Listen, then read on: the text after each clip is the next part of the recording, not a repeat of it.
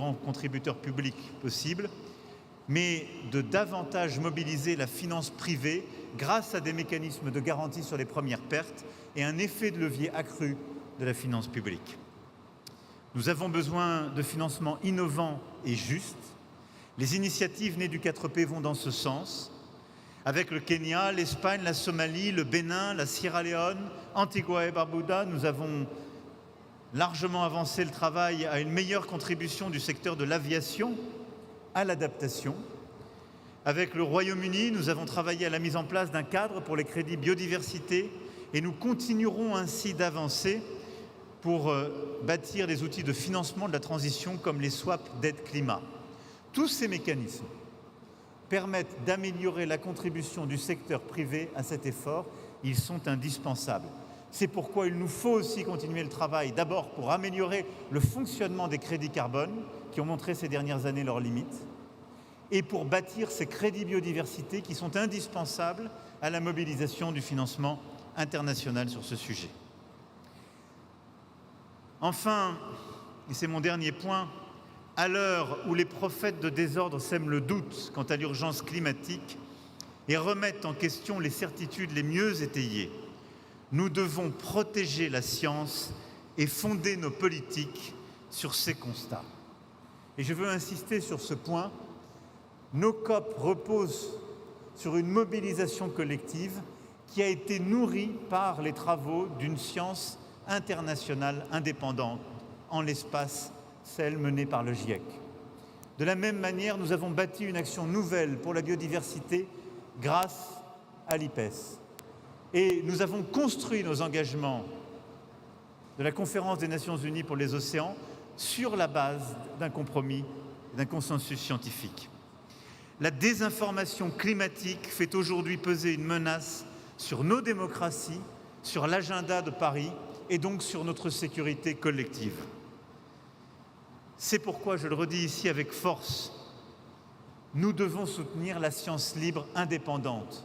Nous devons continuer l'engagement derrière nos scientifiques pour gagner ce combat climatique. Et c'est dans cet esprit que la France accueillera en décembre à Paris les scientifiques du GIEC et contribuera à rassembler tous les pays qui sont prêts à pérenniser un financement visible, solide pour ces travaux scientifiques. Voilà, mesdames et messieurs, face à l'urgence, j'ai l'intime conviction que les moments de crise accrue doivent aussi nous conduire à bâtir des avancées décisives. Nous avons l'opportunité de faire de la COP 30 un succès. Avec l'Union européenne, la France se tiendra aux côtés du Brésil pour relever ce défi. Nous venons de le faire sur l'engagement en matière de forêt. Nous allons le poursuivre pour nos forêts et nos océans, mais nous allons aussi le poursuivre au-delà des sommets, par la constance de nos engagements, par la robustesse des coalitions d'acteurs que nous avons bâties et par la force de la conviction que nous partageons.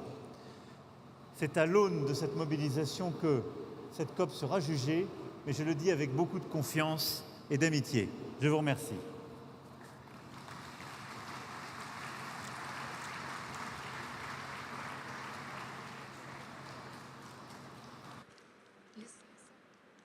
Nesse momento, chamamos para a manifestação o primeiro-ministro de Portugal, Luís Montenegro.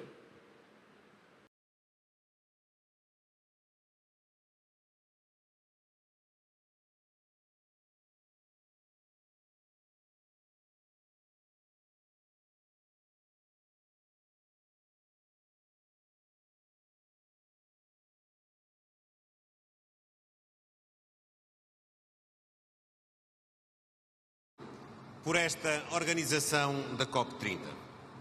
Saúdo muito, em particular, o Presidente Lula da Silva pela liderança e pela determinação em fazer desta conferência um marco na implementação do Acordo de Paris. 10 anos depois deste acordo histórico e 2 décadas envolvidas desde a entrada em vigor do Protocolo de Quioto, muito mudou. E nem sempre, temos de o reconhecer, mudou para melhor. E por isso afirmamos que hoje, mais do que nunca, o multilateralismo e a solidariedade internacional são essenciais. E elas não são apenas palavras vazias ou chavões sem sentido. São e devem ser instrumentos centrais do sucesso de uma batalha comum que travamos. Os últimos anos ilustraram em muitos dos nossos países os efeitos das alterações climáticas. Portugal tem sido disso um exemplo, com ondas de calor extremo e incêndios florestais a que se sucedem períodos de grandes chuvas. Precisamos, por isso, de uma resposta coletiva, coordenada e sustentada. E é também por isso que a COP de Belém é tão importante, porque nos convida à reflexão acerca daquilo que foi alcançado na última década, mas, sobretudo, porque nos convoca para mais ação. Desta COP, esperamos um pacote ambicioso e coerente, assente em 3 pilares fundamentais: mitigação, adaptação e financiamento. No primeiro caso, é essencial que se inclua a discussão sobre o nível de ambição das contribuições nacionalmente destacadas. Só assim teremos uma leitura política comum sobre o caminho a percorrer. Portugal tem sido coerente com os seus compromissos. Já reduzimos as nossas emissões de gases com efeitos de estufa em cerca de 38%, face àquele que era o nosso ponto de partida em 2005. E mantemos o compromisso de atingir uma redução de 55% até 2030 e o objetivo de alcançar a neutralidade em 2045. Recentemente, demos um outro passo decisivo ao lançar o mercado voluntário de carbono nacional, um dos primeiros deste género a nível europeu. Estamos também empenhados na construção de uma contribuição nacionalmente determinada que seja ambiciosa, com o compromisso de reduzir em conjunto com os nossos parceiros europeus as emissões de gases com efeitos de estufa entre 62,25% e 72,5% até 2035, em linha com a nova meta europeia de redução de 90% das emissões até 2040. Este caminho tem de ser feito em conjunto, por todos e com todos. Continuaremos, por isso, a orientar-nos pelo princípio da transição justa e equitativa na ação climática, envolvendo cidadãos, empresas e sociedade civil e não deixando ninguém para trás.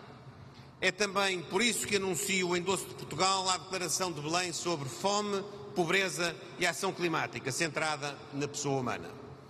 Porque sabemos que as alterações climáticas têm um impacto desigual nas populações, principalmente as mais vulneráveis. Também por esse motivo estamos preparados para apoiar outros países a partilhar experiências, nomeadamente o nosso plano social para o clima que acabamos de lançar no nosso país. O nosso segundo grande objetivo terá de ser o da adaptação, para que possamos fazer face a eventos climáticos cada vez mais extremos. Este caminho terá de nos envolver a todos e a todos os níveis, nacional e local, mas também internacional. A cooperação é aqui absolutamente essencial. Pela nossa parte, estamos a rever a Estratégia Nacional de Adaptação às Alterações Climáticas, que pela primeira vez está alinhada com o Acordo de Paris e com os seus ciclos de ambição. De Belém esperamos também, por isso, 2 passos muito concretos. Um acordo sobre um conjunto robusto de indicadores globais de adaptação. Em segundo lugar, a criação de uma arquitetura global coerente para a adaptação, incluindo todo o seu ciclo: monitorização, implementação e financiamento efetivos. Neste terceiro pilar do financiamento, temos também procurado liderar pelo exemplo, seja através de mecanismos de conversão de dívida em investimento climático, seja através de prioridade para a cooperação que atribuímos a projetos de âmbito da ação climática e de transição energética. Excelências, as múltiplas interligações do desafio climático são particularmente visíveis nos nossos oceanos e na nossa biodiversidade. Por isso, Portugal continuará a defender o nexo clima-oceano-biodiversidade. Continuamos na vanguarda da proteção e do uso sustentável dos oceanos, reconhecendo as oportunidades que o meio marinho proporciona na transição energética. O nosso plano de ordenamento cobre 100% da nossa área marítima e foi atualizado com um plano para as energias renováveis offshore. Aprovaremos também planos de ação para combater o lixo marinho e a acidificação dos oceanos. E orgulhamos-nos de ter promovido 2 edições do Programa de Capacitação em Governação Sustentável dos Oceanos e Economia Azul, em colaboração com as Nações Unidas e com participantes oriundos, sobretudo, dos pequenos Estados insulares em desenvolvimento. Portugal está, assim, profundamente empenhado numa economia azul sustentável que alinhe atividades económicas com padrões ambientais. Caras e caros amigos, se aqui estamos hoje é porque reconhecemos que fazer face à transição climática é um imperativo, mas também é uma oportunidade. E por isso continuaremos a promover as energias renováveis, a reforçar a eficiência energética e a investir nos transportes públicos e na mobilidade elétrica, sem esquecer outros setores com ritmos de redução distintos. Reafirmo e assim finalizo todo o nosso compromisso para uma ação climática ambiciosa e para um multilateralismo mais eficaz. Obrigado.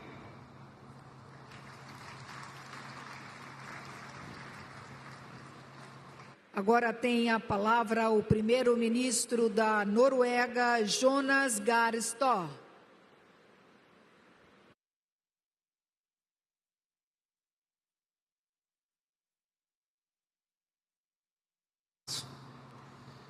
We come together here in Belém among so many illustrations that climate action are urgent for the planet and for humanity.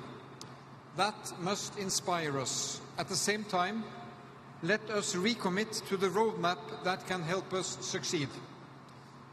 10 years after Paris, we can conclude that the Paris Agreement is working. Countries are setting climate targets and implementing them. The global energy transition is picking up scale and pace, and countries are pursuing low-emission pathways. COP30 should celebrate that multilateralism, including the Paris Agreement, is delivering. Undermining multilateralism will not work. That would be the road to global decay. At the same time, we need to facilitate and face the formidable challenges in front of us and what science tells us. Limiting global warming to 1.5 degrees will require us to accelerate all our efforts. Therefore, Norway, for our part, is stepping up. Our 1.5 aligned national determined contribution, our NDC, for 2035 is set to reduce greenhouse gas emissions by at least 70 to 75% by 2035 compared to 1990. We will do this in cooperation with the European Union, as we have done up until now, as well as through ambitious national policies.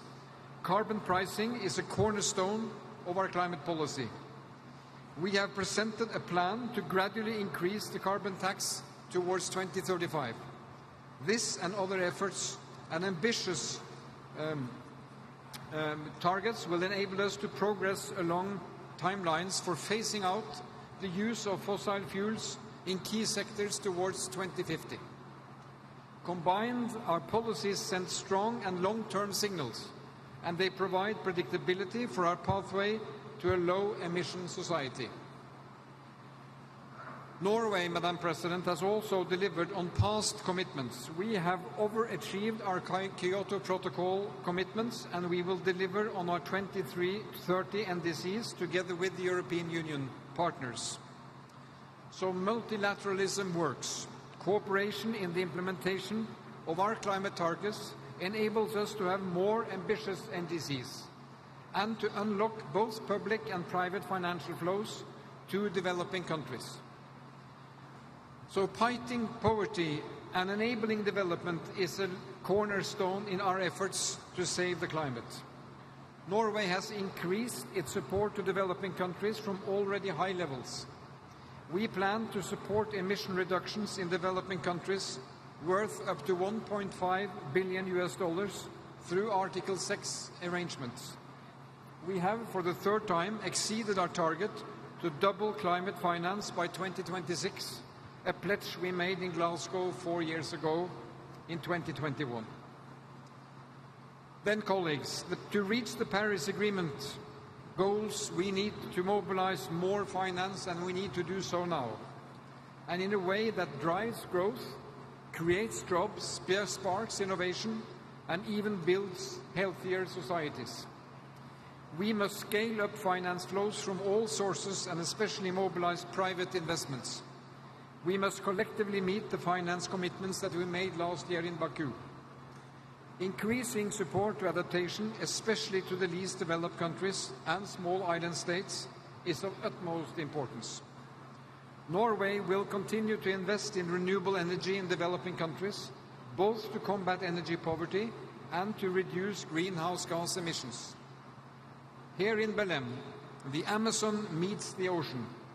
It reminds us that the forests and oceans regulate our climate system, support biodiversity, and provide food and water security. Protecting forests and oceans are essentials for future food security. Since 2008, Norway has partnered with tropical forest countries to reduce deforestation with substantial effects. Brazil, Indonesia, and other tropical forest countries have successfully implemented policies that have delivered significant emission reductions globally.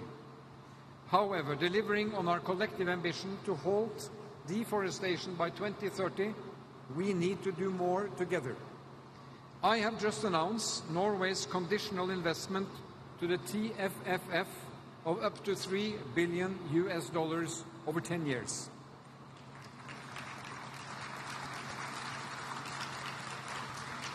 And I salute President Lula for having arranged this gathering here at Belém. It will be a milestone carrying the name of Belém and the President in the future. Last year, my government extended our International Climate and Forest Initiative until 2035. So we are in it for the long haul.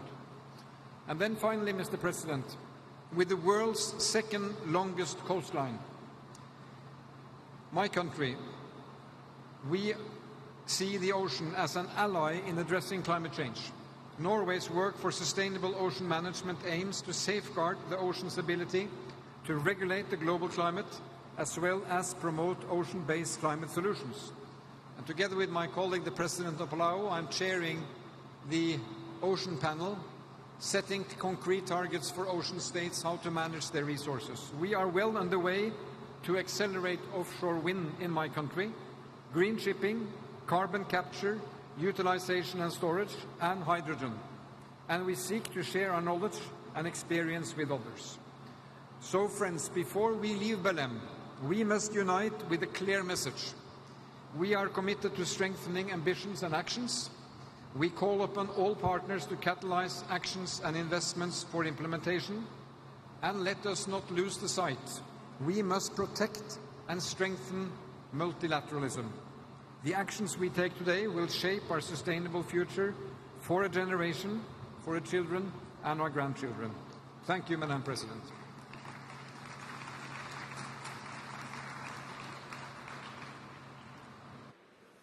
Chamamos para a manifestação a presidente do Suriname, Jennifer Simmons.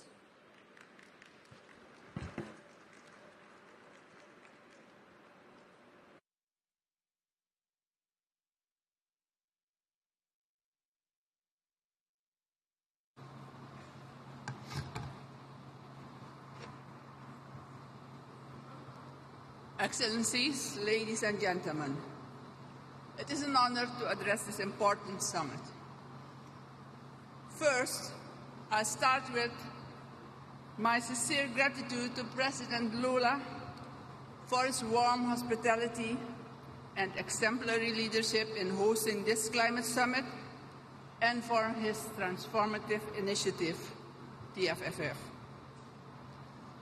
Mr. President, Suriname has the highest percentage of forest cover in the world. More than 90% of our land is covered with rainforest. And this forest absorbs about 12 million tons of CO2 every year. We are recognized as a high forest and low deforestation country. However, that recognition alone does not improve our economy, as I stated during the UN General Assembly in New York. As a state with a low-lying coast, where about 75% of our people live, we already experience the effects of sea level rise, but also in our interior, we have indigenous and tribal communities who also feel the effects of climate change. Flooding, biodiversity loss, and extreme weather events directly affect the livelihoods of vulnerable communities in our Caribbean region and undermine key economic sectors such as agriculture and tourism. The impact of climate-related weather events are immense. We have witnessed the devastation caused by Hurricane Melissa in Jamaica, Haiti, and Cuba. Our hearts go out to the affected nations and communities, and we call on the international community to provide rapid and sustained assistance. But beyond emergency relief and media attention, and after the cameras are gone, these affected countries face long-term setbacks to their development that will take years to overcome. Climate change is already here, and it's a pressing and ongoing challenge. Like many developing countries, Suriname confronts fiscal and debt pressures that constrain our capacity to invest in climate adaptation measures so necessary to protect our people. This is our paradox. We remove carbon from the atmosphere, yet up to today have received no compensation for these efforts, for this contribution, which undermines our ability to keep our forests standing.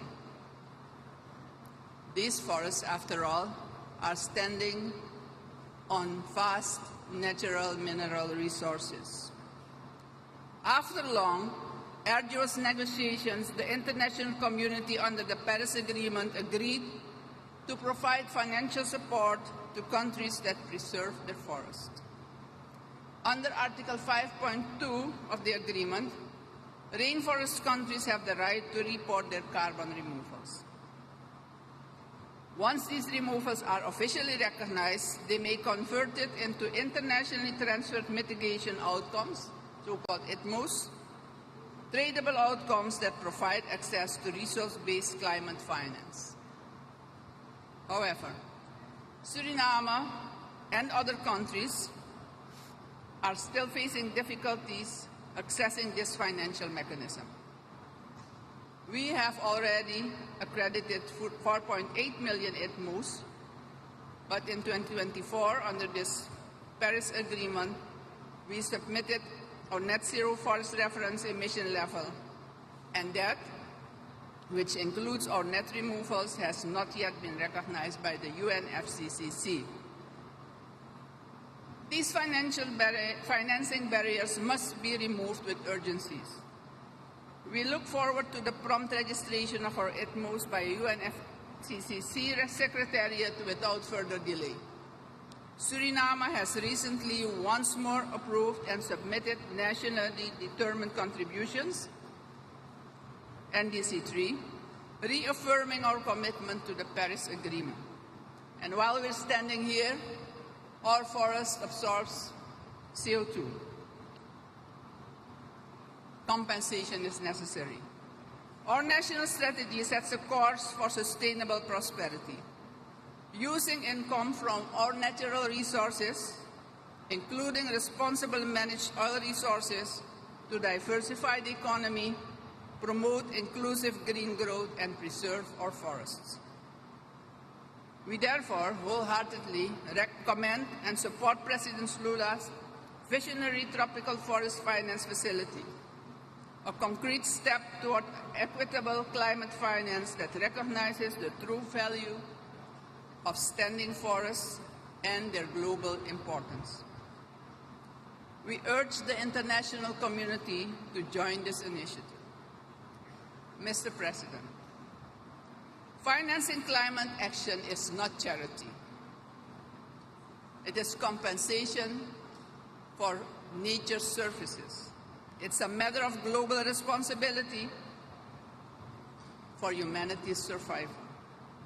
We call for predictable, long-term support for high forest, low deforestation countries, and recall the Paramaribo Joint Declaration on Climate Finance Mobilization adopted in February 2019. Excellencies, we as global leaders have gathered here inspired by a common cause to act. We must start by endorsing the Belém Declaration on combating environmental racism, and after endorsement, we must implement our commitments. Suriname is already doing its part. We expect the major emitters to do theirs. Thank you.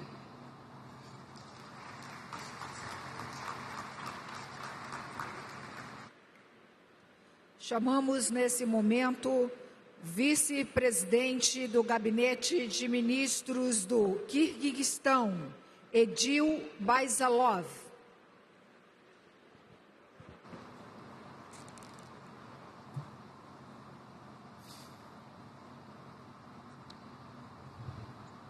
Madam President, Excellencies, distinguished delegates, ladies and gentlemen, allow me first to express our deep gratitude to the government and people of Brazil for hosting this historic 30th Conference of the Parties in the heart of the Amazonia. After President Lula's inspiring opening, we can all agree this conference must be remembered as a cup of truth, a conference where words finally match science and promises translate into action.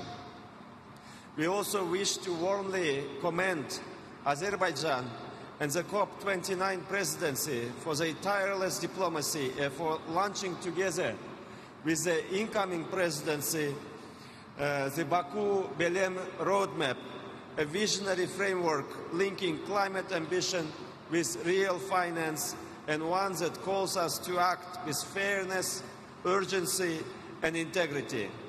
The Kyrgyz Republic comes to Belém with humility and with pride. Despite limited resources and multiple hardships, we stand among the world's champions in cutting greenhouse gas emissions since 1990. Our national share of global emissions is just 0.034%, yet our sense of responsibility equals that of major economies. Under the leadership of President Sadir Japarov, we have renewed our national determined contribution 3.0, committing to cut emissions by 18% by 2030 and up to 30% with international support, reaching 39% in 10 years. We have adopted a national concept on carbon neutrality by 2050, produced our first biennial transparency report, and are finalizing our national adaptation plan. For a small developing nation, these are not declarations, they are real actions. Excellencies, let us speak frankly. The climate crisis is the greatest injustice of our time. Those who have profited most from industrialization still hesitate to accept moral and historical responsibility for the damage that they have caused. Some of the richest nations choose to deny science and retreat from the leadership the world expects. This is not merely a political failure, it is moral abdication. We cannot build a just transition on broken promises and selective responsibility. Kyrgyzstan, like many developing countries, will do its part, but we cannot accept a world where the powerful pollute without penalty, and the vulnerable pay the price. We welcome the collective finance goal adopted in Baku, but let us be honest, $300 billion per year is not enough. The Baku-Belém roadmap charts the way towards scaling finance to $1.3 trillion annually by 2035, with clear milestones for mitigation, adaptation, and loss and damage. We commend its authors for a truly comprehensive vision that links finance with ecosystems and equity. As the roadmap rightly recognizes, mountain ecosystems are essential for water security, biodiversity, and cultural heritage, yet remain among the least prioritized and least funded in global climate finance. It calls for ecosystem-specific financing instruments for forests, oceans, and mountains alike. For us, this is a breakthrough, a moment when the world finally acknowledges what we have always known, that the degradation of our mountain ecosystems, the melting of glaciers, the drying of rivers, the loss of forests and pastures, and the growing threat of landslides and water scarcity endangers hundreds of millions of people far beyond our mountainous borders. Kyrgyzstan therefore calls for this recognition to be formally reflected in UNFCCC decisions with dedicated support for mountain adaptation and resilience. We support the UAE consensus on transitioning away from fossil fuels, but it must be just and differentiated. This commitment must apply first and foremost to large oil and gas producing countries whose continued expansion contradicts their own pledges. For small, low-emission, landlocked and energy-poor nations like ours, the path must be gradual and fair, a nationally appropriate transition that safeguards energy security and jobs. We do not oppose energy development, we oppose hypocrisy. Every nation must act, but not every nation can bear the same cost or move at the same speed. Mountains, forests, and oceans form a single system that sustains the planet. Each is indispensable. The mountains store water, the forests breathe oxygen, the oceans regulate climate. If one collapses, all suffer. The Baku-Belém roadmap has given these ecosystems equal recognition. I emphasize, for the first time, equal recognition. Now we must give them equal resources. Protecting mountains is not a regional cause, it is a global imperative. The fate of mountains and the Amazonia are bound together. From the glaciers to the seas, one living system connects us all. In that spirit, the Kyrgyz Republic will host the second Global Mountain Summit in Bishkek in 2027, 25 years after the first. We invite all nations to join this effort to ensure that mountain communities are never left behind in global climate action. Excellencies, the Kyrgyz Republic came to Belém to contribute to solutions and to restore trust. We reaffirm our commitment to multilateralism and to shared responsibility. And we express our full support for the Republic of Turkey's candidacy to host COP31 in Istanbul. Under Turkey's proven leadership, the momentum from this COP of truth has the best chance to continue with renewed ambition and unity. Mr. President, humanity no longer has the luxury of delay. Let Belém be remembered as the moment we matched our words with courage and our promises with action. Thank you.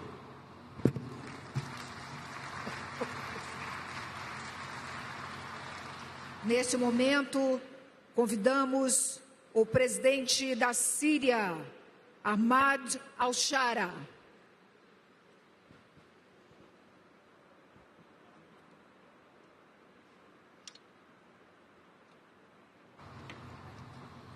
بسم الله الرحمن الرحيم.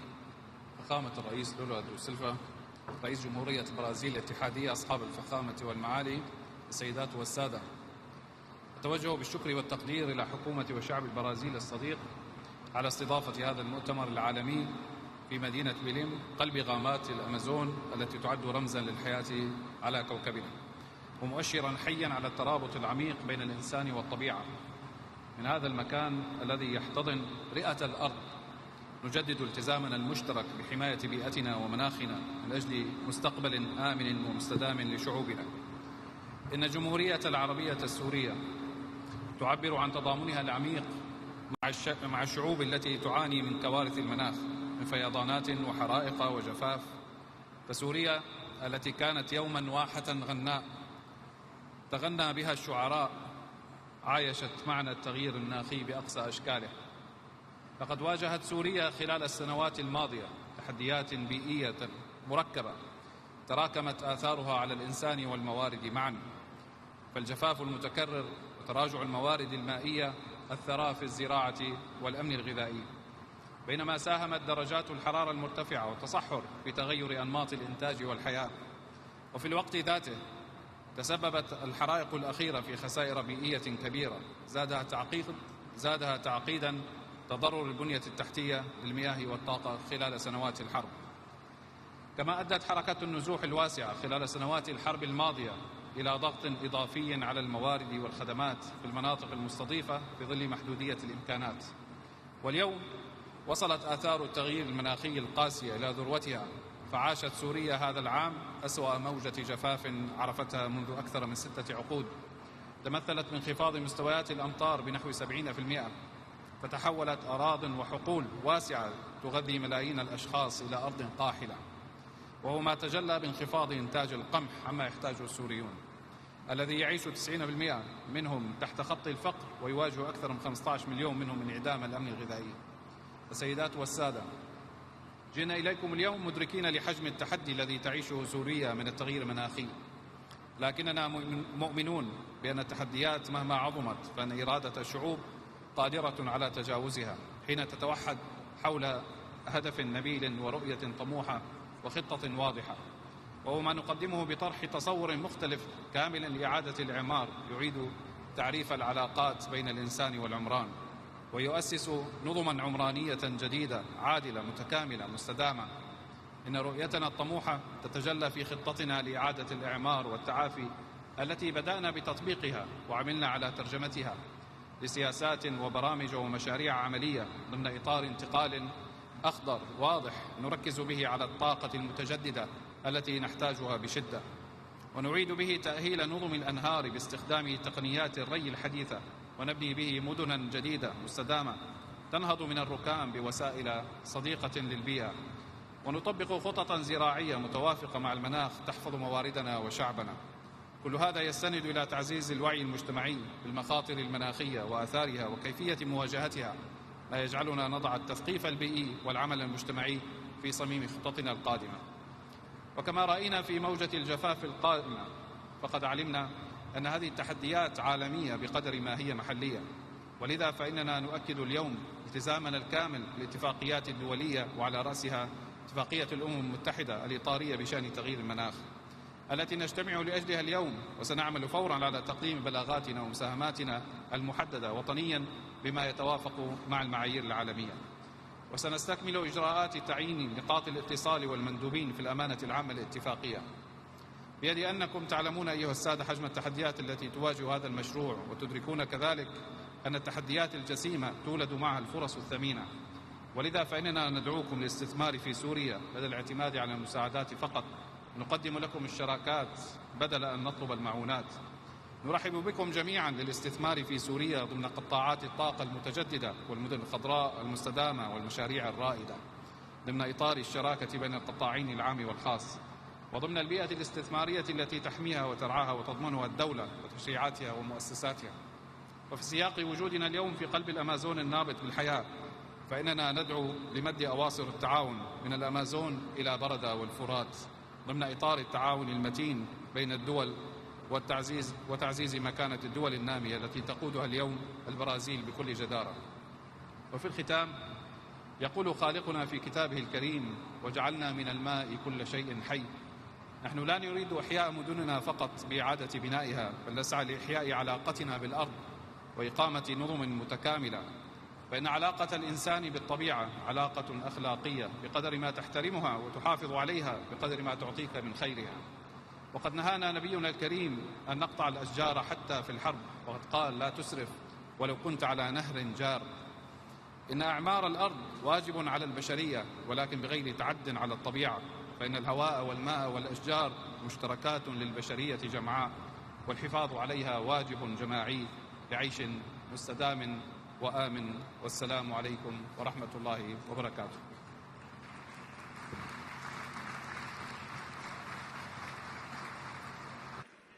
Convidamos o vice-presidente da Turquia, senhor Yilmaz Yilmaz.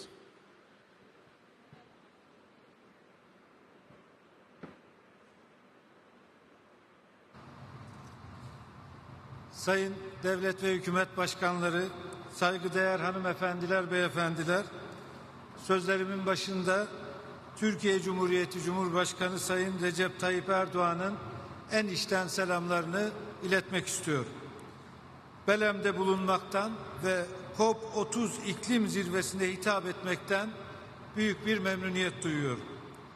Nazik davetleri ve mükemmel ev sahiplikleri için Sayın Brezilya Devlet Başkanı Lula da Silva'ya ve Brezilya halkına içten teşekkürlerimi sunuyorum. Dönem başkanlıkları boyunca kendilerine başarılar diliyorum.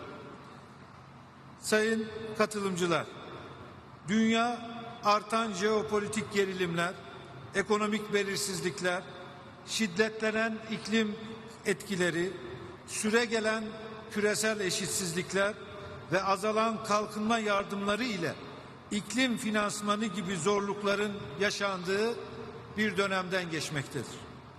Bu noktada Gazze meselesi başta olmak üzere insani krizlerin çözüme kavuşturulması, insani kalkınma ve küresel adaletin güçlendirilmesi açısından hayati önem taşımaktadır. İklim değişikliği artık yalnızca çevresel bir sorun değil, sürdürülebilir kalkınma hedeflerine yönelik bugüne kadar elde ettiğimiz kazanımları tehdit eden, giderek daha karmaşık bir küresel sorun haline gelmiştir. Bu küresel sorunun aşılması güçlü bir uluslararası işbirliğine bağlıdır. 10 yıl önce ortak umutlar ve müşterek hedefler etrafında birleşmiştik. Bugün ise o umutları somut sonuçlara ve ileriye dönük politikalara dönüştürme ve somut adımlar atma zamanı. Birçok konuşmacının altını çizdiği gibi uygulama demek istiyorum ben de. Bakü'den Belem'e yol haritası çerçevesinde belirlenen COP29 finans anlaşmasının da tam ve zamanında uygulanması, ulusal enerji ve kalkınma stratejilerimizin iklim hedefleriyle uyumlu hale getirilmesi açısından büyük önem taşımaktadır. Değerli devlet ve hükümet başkanları, Türkiye tarihsel sorumluluğu sınırlı olmakla birlikte Paris Anlaşması kapsamındaki ortak hedeflere ulaşmak için iddialı taahhütlerden somut eyleme geçiş sürecine dair kararlılığını sürdürmektedir. Ülkemiz düşük karbonlu bir geleceğe geçiş doğrultusunda 2053 yılına kadar net sıfır emisyon hedefini benimseyerek iddialı bir yol haritası ortaya koymuştur. Kısa ve uzun dönemli iklim stratejilerimizi yürürlüğe koyarak ana sektörlerimizde yeşil dönüşüm sürecimizi kararlılıkla sürdürüyoruz.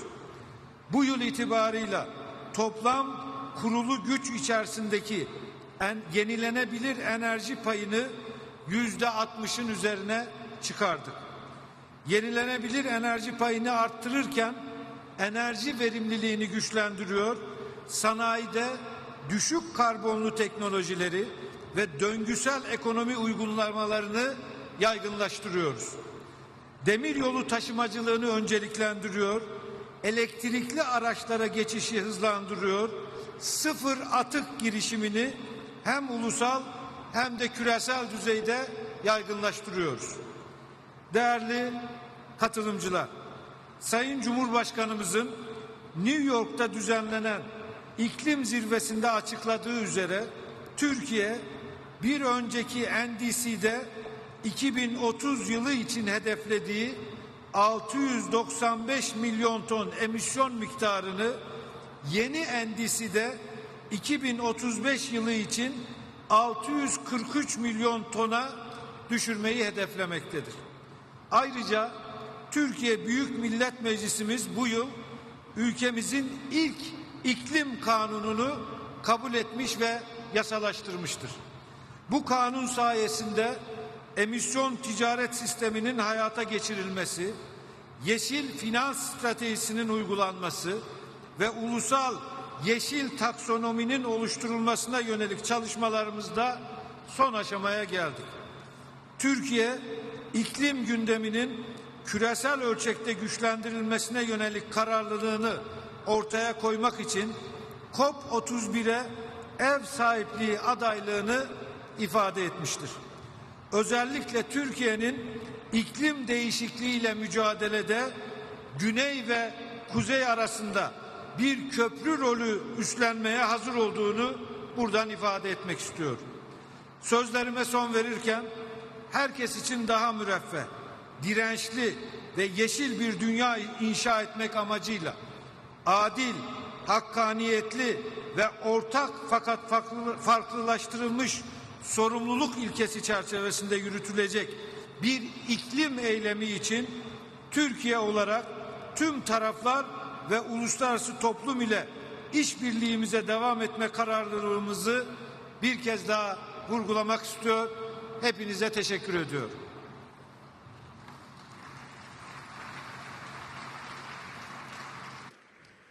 Convido para a manifestação o primeiro-ministro de Antigua e Barbuda, senhor Gaston Alfonso Brown.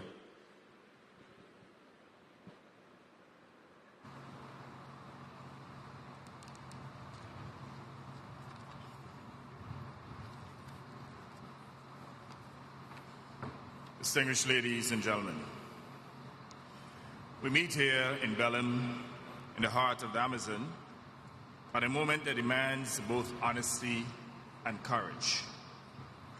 For small island states, the climate crisis is not past tense or future tense. It is our lived reality. Antigua and Barbuda comes to Belém with one fundamental message. 1.5 degrees is a quintessential priority that remains our lifeline. We all know that there is no planet B.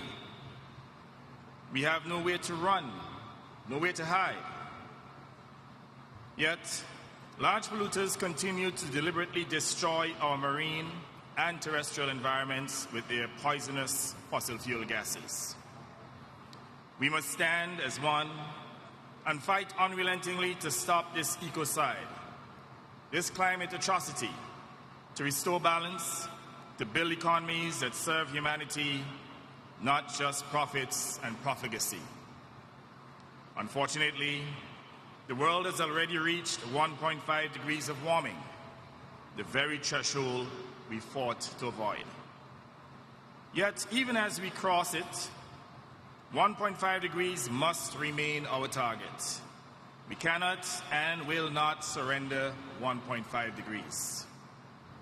To survive, we must bend the curve of emissions, finance, and ambition back towards safety.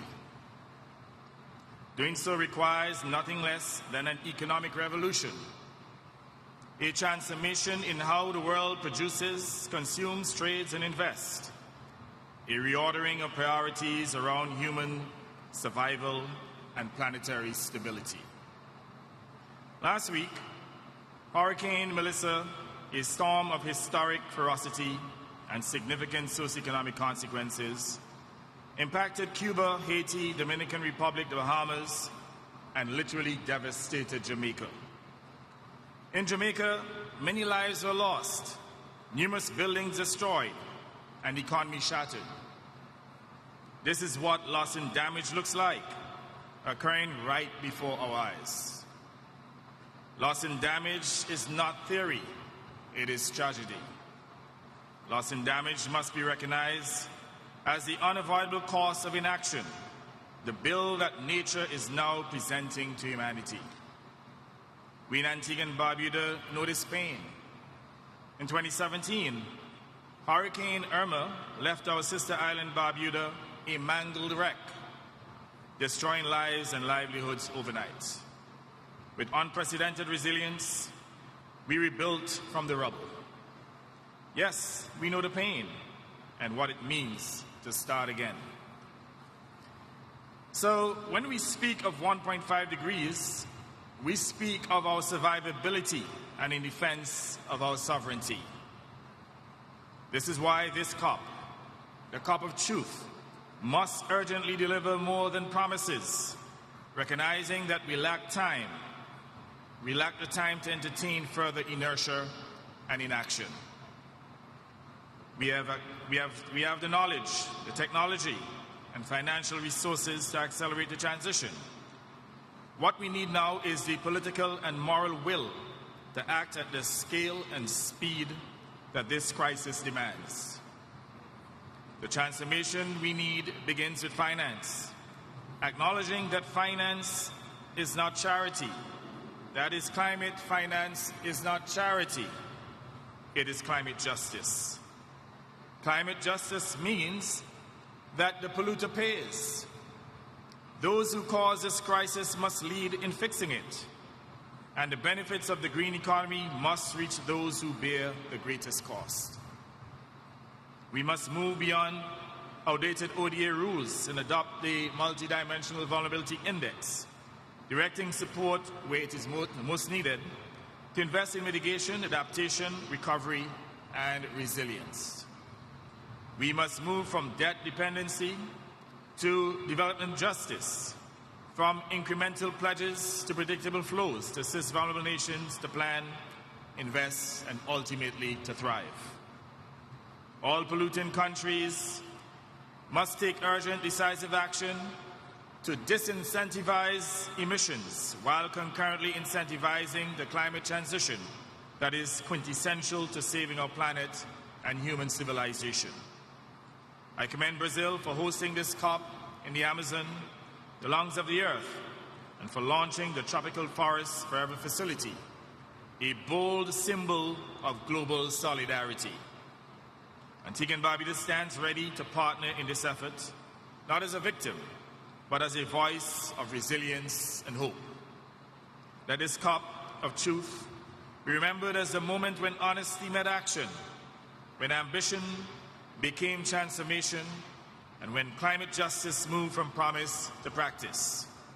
Let's continue to fight unrelentingly to protect our planet and human civilization from extinction. I thank you.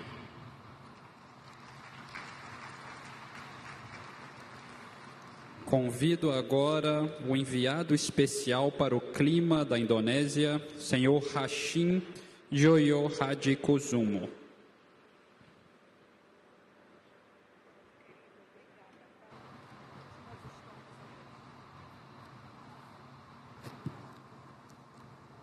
Excellencies, heads of states and governments, ladies and gentlemen, I stand before you all here today as Indonesia's special presidential envoy on climate and energy, representing President Prabowo Subianto, who is unable to address this distinguished conference of parties. Indonesia comes to Belém with a clear message. We remain committed in strengthening our national climate commitments and stand ready to work with all nations to deliver real, inclusive, and ambitious climate actions. President Prabowo's pronouncement at the United Nations General Assembly reaffirmed our pledge to adhere to the Paris Agreement to reach net zero emissions by 2060 or sooner. Indonesia also commits to achieving its higher growth target of 8% in a sustainable manner. Our green growth strategy is reflected and etched in our second nationally determined contribution. We set targets at 1.2 gigatons carbon dioxide equivalent under the low scenario and 1.5 gigatons under the high scenario by 2035. Our commitment includes higher renewable energy targets, reaching 23% of our energy mix by 2030, and development of other technologies such as nuclear power as part of our clean energy transition. Our enhanced forestry and other land uses, or FOLU, NETSIC 2030 program remains to be a key pillar in our national commitment targeting a net reduction by 1992 to 118 million tons of carbon dioxide by 2030. President Prabowo's administration is moving decisively to phase down coal, expand renewable energy and biofuels, and advance mandates for biodiesel and bioethanol. These efforts not only strengthen our energy security, but also ensure that Indonesia's energy transformation benefits all citizens and mankind. President Prabowo recently enacted Presidential Regulation number 109 on waste to energy and 110 on carbon economic value, which are the instruments for our national decarbonization financing and greenhouse gases emissions control framework. President Prabowo fully supports Brazil's Tropical Forest Forever Facility, TFFF initiative, a $125 billion fund to support forest nations. Indonesia will actively participate in it and has committed to match Brazil's contribution of $1 billion. Indonesia's record shows strong progress. Our average annual deforestation rate has fallen to the lowest level in 2 decades, representing a 75% reduction since 2019. We are also investing in wildlife protection by developing elephant corridors and community-based conservation programs in collaboration with international and local partners. This resonates with our call for closer integration of climate and biodiversity agendas, consistent with the joint climate-nature declaration of COP28, to which Indonesia is a proud signatory. Indonesia also holds around 17% of the world's blue carbon reserves, 3.4 gigatons of carbon dioxide. Protecting and restoring these ecosystems is essential, not only to sequester carbon, but also sustain coastal livelihoods, enhance fisheries productivity, protect shorelines from erosion and sea level rise, and conserve marine biodiversity. Indonesia emphasizes that climate action must be just, inclusive, and people-centered. We recognize the disproportionate impacts of climate change on vulnerable groups, coastal areas, and indigenous communities, women, and persons with disabilities. Earlier this year, President Prabowo Subianto officially announced to the world our bold commitment to recognize and allocate 1.4 million hectares of customary forest to the indigenous and local communities within the next 4 years. Excellencies, ladies and gentlemen, Indonesia comes to COP30 as a constructive and consensus-driven partner. The themes of this conference, forests, critical minerals, finance, biodiversity, and adaptation, align closely with our priorities. We are determined to help shape a balanced and forward-looking global agreement. Indonesia stands ready to lead, cooperate, contribute, and support all other climate action programs so that together we can build a climate-resilient world where no one is left behind. The long and tedious negotiation period is over, and this is the time for action to take place. Thank you. Obrigado.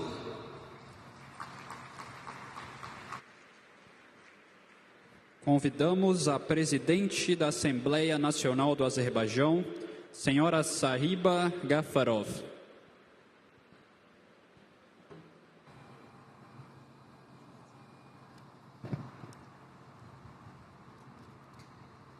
Excellencies, distinguished delegates, ladies and gentlemen.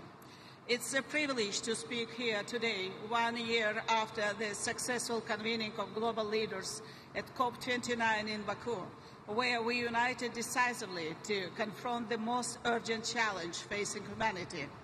Despite overwhelming obstacles, uncertainties, and deep-rooted mistrust, Azerbaijan, under the leadership of President Ilham Aliyev, hosted one of the most successful COPs and guided the process with determination. At COP29, we bridged divides among parties and forged historic consensus on issues that had eluded resolution in previous negotiations. We maintained a strong focus on finance and adopted the Baku Finance Goal, a landmark commitment to mobilize $300 billion annually for developing countries by 2025. It is the largest United Nations negotiated financial package achieved to date. We also set a goal to scale up climate finance to $1.3 trillion per year by 2035. To achieve this ambitious goal, we also worked closely with our Brazilian colleagues throughout this year to develop the Baku to Belém roadmap to $1.3 trillion. COP29 also delivered on several other key mandates, including the completion of rules governing the carbon market under Article 6 of the Paris Agreement, making it fully operational almost a decade after its adoption. We also ensured that the fund for responding to loss and damage became fully operational and ready to disburse resources starting in 2025. The enhanced transparency framework was also activated, which is a crucial step in ensuring clarity and accountability in global climate action. Furthermore, we reached agreement on a broad range of other important mandates related to mitigation, adaptation, gender, indigenous peoples, and other cross-cutting priorities.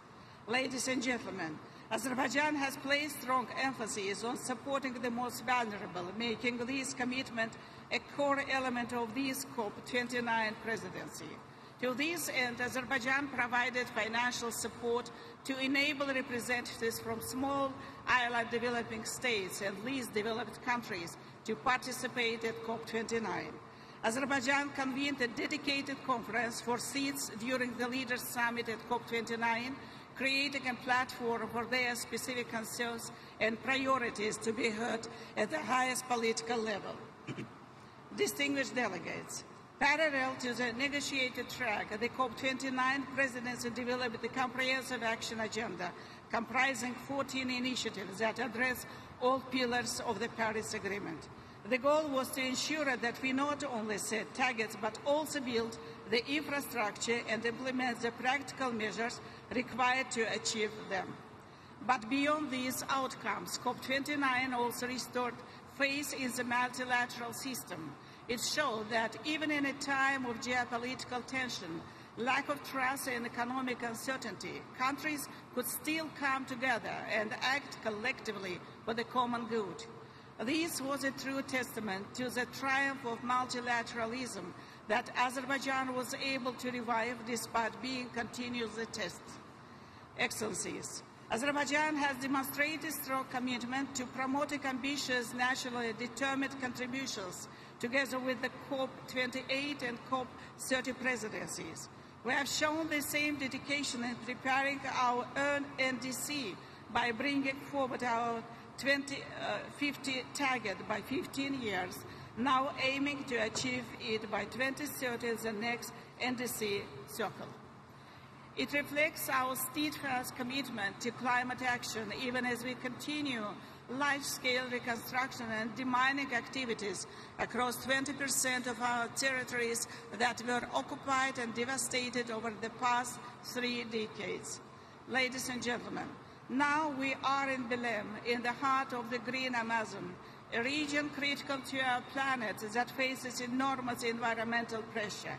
After having set enabling conditions for climate action at COP29, we now have yet another opportunity to advance our climate plans at COP30. Azerbaijan stands ready to contribute fully to achieving the COP30 presidency's vision of an implementation COP. Let's fully support Brazil on this groundbreaking journey, deliver pivotal decisions and take actions that are critical for our planet and for the future generations. Thank you.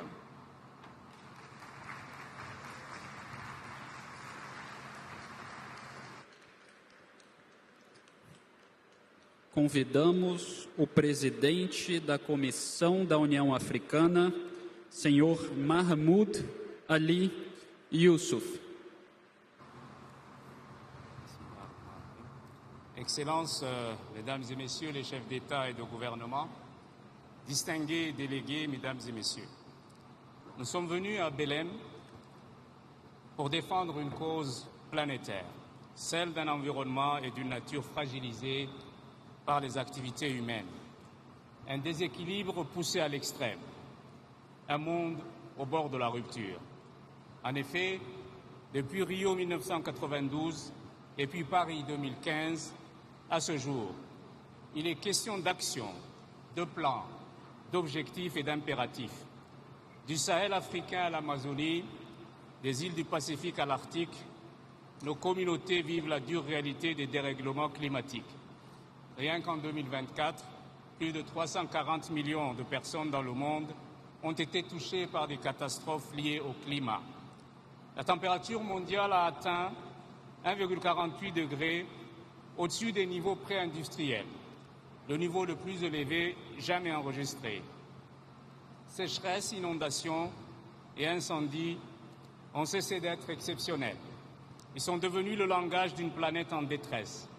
Je crois que personne n'est venu ici pour parler du déclin, mais pour reconquérir notre avenir commun. Excellences, Mesdames et Messieurs, l'Afrique aborde cette COP avec détermination et conviction. Nous ne sommes pas seulement des victimes du changement climatique, nous devons être des acteurs de la transformation. Partout sur notre continent, des champs solaires illuminent désormais des millions de foyers, du Royaume du Maroc au Kenya, de l'Égypte à l'Afrique du Sud. En outre, de jeunes innovateurs africains développent des entreprises de technologie propres et nos nations africaines tracent leur voie vers une croissance inclusive et à faible émission de carbone. Faut-il le rappeler, l'Afrique détient 40% du potentiel mondial en énergie renouvelable, mais ne reçoit que moins de 12% de flux mondiaux de financement climatique. Ce que nous recherchons, ce n'est pas la charité, mais l'équité. Une équité dans l'accès au financement et à la technologie ainsi qu'aux opportunités. Depuis trop longtemps, la promesse du financement climatique est restée un titre plutôt qu'une bouée de sauvetage. Il est temps de combler le fossé entre les paroles et les actes. La transition énergétique ne peut être financée par l'endettement et les inégalités. Elle doit être fondée sur la solidarité, la justice et la reconnaissance partagée. L'Afrique est responsable pour moins de 4% des émissions mondiales et ne doit pas en supporter le fardeau le plus lourd. La responsabilité restera collective, mais les obligations sont différenciées. Par ailleurs, la lutte contre le changement climatique est indissociable de la lutte pour la dignité et les droits humains. La récente affirmation de la plus haute juridiction mondiale nous rappelle que l'inaction climatique n'est pas seulement un échec environnemental, mais c'est aussi une faute morale. Protéger les populations et protéger la planète constitue en définitive une seule et même exigence.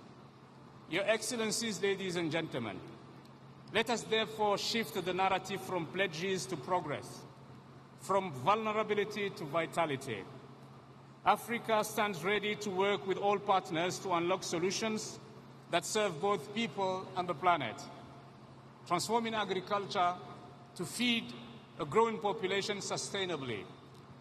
Building resilient cities that can withstand future shocks. Restoring our forests, oceans, and savannas, and empowering Africa's 600 million youth and women to lead the green transformation. In this city that breathes with the spirit of the Amazon, let us choose courage over caution. Let us make COP30 the moment when the world decided that justice, solidarity, and shared prosperity are the only foundation for a livable future. The time for half measures has passed. The time for bold, united, and decisive action is now. Thank you very much. Obrigado.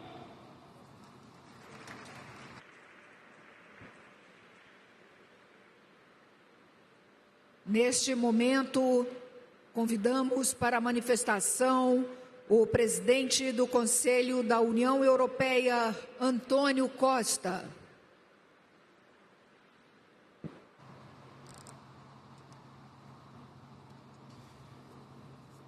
Excelências, queria começar por felicitar o Brasil pela organização desta COP aqui na Amazónia, uma das principais fontes de vida do nosso planeta.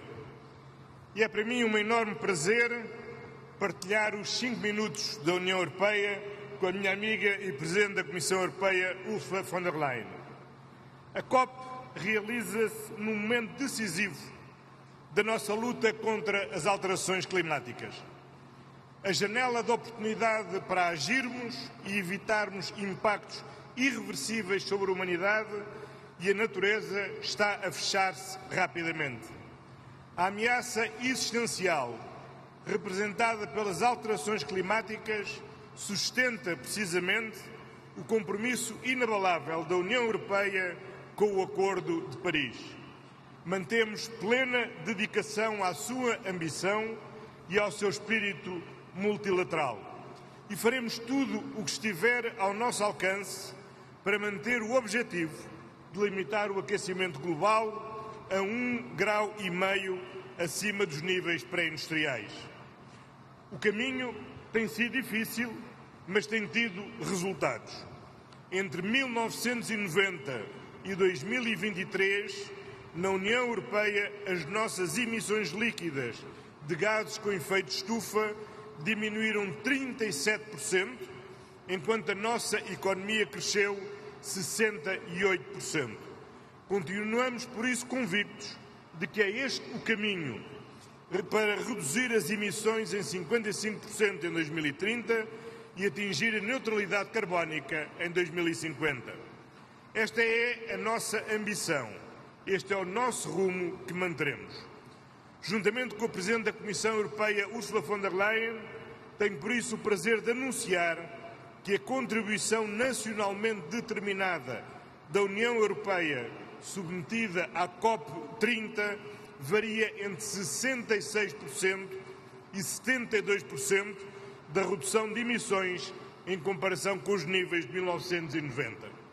A União Europeia está comprometida com a ação climática, mas a luta climática precisa de muitos mais. Contamos com todas as partes para concretizar uma ação climática decisiva com a proteção dos oceanos, a biodiversidade e uma transição energética justa no seu centro. Sem multilateralismo não há ação climática decisiva e a União Europeia, que é o maior doador mundial do financiamento climático, que estará empenhada em mobilizar ainda mais recursos através da reforma do sistema financeiro internacional e do envolvimento dos setores público e privado. Apoiamos a presidência brasileira da COP e juntamos a voz no mutirão global para impulsionarmos uma transição justa e apoiarmos os mais vulneráveis. Este é o momento de agirmos juntos para um futuro sustentável, pacífico e justo para todos. Muito obrigado.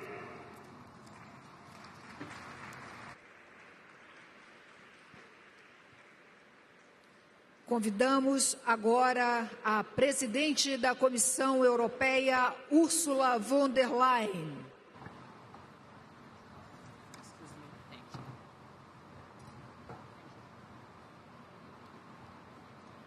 Excellent. We are here at the gates of the Amazon forest with high expectations. This must be the COP that keeps 1.5 degrees Celsius within reach. The COP that strengthens our determination to triple renewables and double energy efficiency by 2030. The COP that delivers for those countries that are most vulnerable to the devastating impact of climate change. And the European Union is ready to contribute. Renewables now generate nearly half of our electricity. We're firmly on track to meet our own 2030 target. As my friend Antonio Costa just said, we have our NDC for 2035, the second most ambitious one of major emitters. And yesterday our member states also agreed on a 90% reduction target for 2040. This is in line with the Paris Agreement, so my message is very clear. Europe is staying the course. And we offer our support to our partners to do the same, because the whole world should reap the benefits of the clean transition. And let me give 3 examples very briefly. First, over the last 4 years, we signed more than 40 bilateral clean transition partnerships worldwide. They deliver jobs and growth in partner countries while bringing clean products to our markets. Second, we remain the largest contributor to climate finance in the world. Last year, we contributed more than 34 billion euros in public climate finance, an increase of more than 10% compared to the year before. And through Global Gateway, we will continue to mobilize investment in the clean transition worldwide. And my third point is that with our carbon pricing task force, we're supporting partners to build their own emissions trading systems, because carbon pricing has proven to be the most powerful tool in the climate arsenal. So, Excellencies, as European Union, we will do our part to make this COP30 a success. We're here to double down on our commitments, strive to further accelerate our implementation, close the remaining gaps, strengthen our partnerships, and deliver real progress. Thank you and obrigada.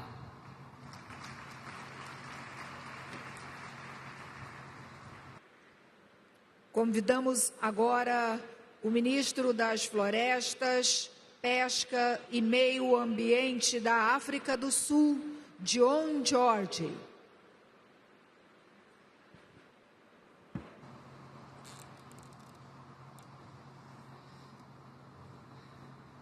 Distinguished delegates, South Africa thanks the government and people of Brazil for their hospitality and leadership in hosting this historic COP in the heart of the Amazon, the lungs of our planet. We meet at a moment of global uncertainty and inequality. This is a time that demands courage, solidarity, and multilateralism in action. World leaders have a moral duty to close the gap between ambition and finance in the fight against climate change. Climate change is the defining crisis of our time. No nation can face it alone. South Africa reaffirms its commitment to the Paris Agreement and to the principles of equity, as well as common but differentiated responsibilities and respective capabilities in the light of differentiated national circumstances. The global stocktake is clear. Progress is too slow. We must accelerate action on mitigation, adaptation, loss and damage, and the means of implementation. South Africa further reiterates that climate change response measures by developed economy countries should not impact developing economy countries' industrial, trade, and socio-economic development goals in line with international law. These unilateral climate response measures should not have spillover and negative cross-border impacts on developing economy countries.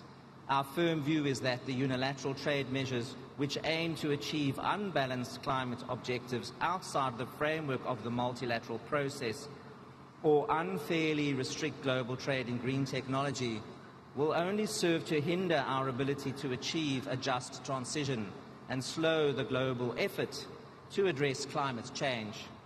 In fulfillment of our commitments, South Africa has submitted its second nationally determined contribution. It includes a new mitigation target for 2035 of between 320 and 380 megatons of carbon dioxide equivalent, showing clear progress from our 2030 range. Our updated adaptation communication identifies our support needs for finance, technology and capacity building. South Africa's expectations for COP30 are clear. The global goal on adaptation must deliver measurable indicators and the finance to achieve them. The Sharm el-Sheikh work program must unlock real investment through blended models. The Loss and Damage Fund must be capitalized. The Baku to Belém roadmap must advance $1.3 trillion in grants, concessional finance and fiscal space measures. Reform of the international financial system is urgent so that multilateral banks can provide long-term and affordable capital for sustainable development and climate action. At home, South Africa is acting decisively. Our new Climate Change Act embeds climate action across government. We are transforming our energy system by procuring renewables, reforming our electricity market, and expanding our grid to enable 30 gigawatts of new capacity by 2030. Through the Renewable Energy Master Plan, we link this bill to industrialization, creating jobs in solar, wind, battery and green hydrogen industries. We are decarbonizing steel and aluminium, developing sustainable fuels and electric vehicle manufacturing, and ensuring that growth is both low carbon and inclusive.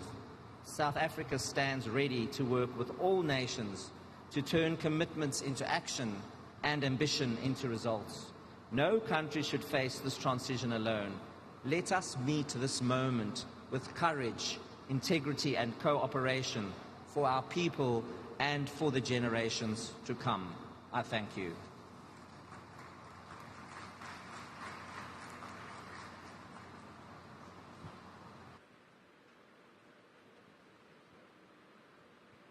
Nesse momento, chamamos a primeira ministra de Barbados, Mia Amor Motley.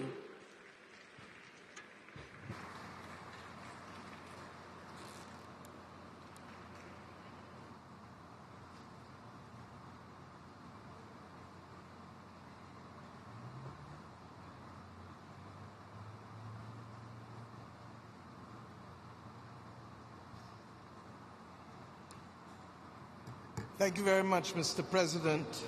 It is always a joy to be in Brazil, and particularly for us from Barbados, where we have done things together, historically, agriculturally, and environmentally.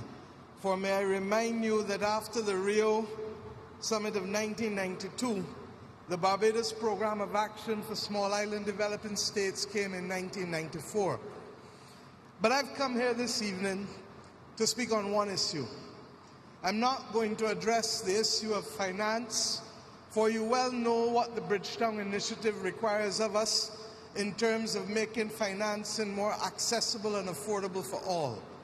I'm not going to speak on the issue of the Loss and Damage Fund, because all of us should hold our heads down in shame, because having established this fund a few years ago in Sharm el-Sheikh, its capital base is still under $800 million, while Jamaica reels from damage in excess of $7 billion US, not to mention Cuba, Haiti, or the Bahamas. Those things ought to be embedded in our soul already and should be prickling our conscience. I have come here, however, this afternoon to speak on one issue, and that is methane. The scientists advise that this is the main way that we can not stall the increase in temperatures, but reverse the temperature increase that we have seen across the planet. The reality is that methane is more destructive, as we know, 80 times more destructive than carbon. And yet we continue to see methane flow in the atmosphere without significant actions to stop it. The good news is that while it is more destructive, it lasts only for 12 to 15 years in the atmosphere, while carbon lasts for centuries. We believe that the world must pull the methane brake. It is an emergency brake that can, in truth and in fact, buy us more time without having to solve the ideological differences that face the world geopolitically. It allows those who are involved, for example, in the oil and gas sector, to be able to ensure that as they stop flaring gas, they stop burning cash. And as they start to fix the pipes, they stop losing money from the gas that is going through the leaky pipes. It is a win-win situation that speaks the love language of the oil and gas sector while speaking the love language of those of us who want to save the planet. But I go further. In so doing, it buys the sector time enough to be able to invest in a serious research framework to allow them to scale up the decarbonizing technology. Because one of the things that we have noticed year after year after year after year at COP is that while we make commitments, we have not appropriately assessed the capacity of countries to make the transition in order to meet the commitments which they are given. This buys us the time. In addition, there are two other sectors that contribute to methane. One is the agricultural sector, whether in terms of livestock farming or in terms of rice paddy farming. I understand the nervousness of those that come from countries with strong farming communities. I understand the nervousness of Europe. I understand the nervousness of Latin America. I understand the nervousness of some countries in Asia. But let us also deconstruct the issue. While the oil and gas sector can take actions to stop flaring and to fix pipes and have the balance sheet so to do, we are not asking farmers to carry the cost of the transition to new farming practices in the livestock industry or new farming practices in rice paddy farming that will allow the world not to suffer from the harmful effects of methane. We are asking farmers to make a transition for a global public good, and therefore the financing of the transition in how they farm ought to come from global financing and not from the farmers' balance sheets themselves. And the third sector, of course, is waste management. And we all know that we can convert waste to gas, whether we do it after it goes into the ground, or better still, whether we can convert it to avoid it going into the ground. We have a unique opportunity that by COP31, we don't only rest on the voluntary agreement that was made in Dubai by the oil and gas sector to be able to start to control methane. We need a global agreement like the Montreal Protocol, which allowed us to fix the issues of the ozone. It is perhaps the most successful climate agreement ever, and the only thing that stands in our way from dealing with this is the political will of countries and companies to make it happen. This is the only chance that we have to reverse the temperatures. And the world, my friends, has never been changed by spectators and naysayers. The world is changed by people of action. Do we need everybody acting at the same time? That would be ideal. But if we don't, then we must construct a coalition of the willing and show everyone what they stand to benefit while we fight for the prosperity and stability of people and planet. I'm obliged to you. Thank you.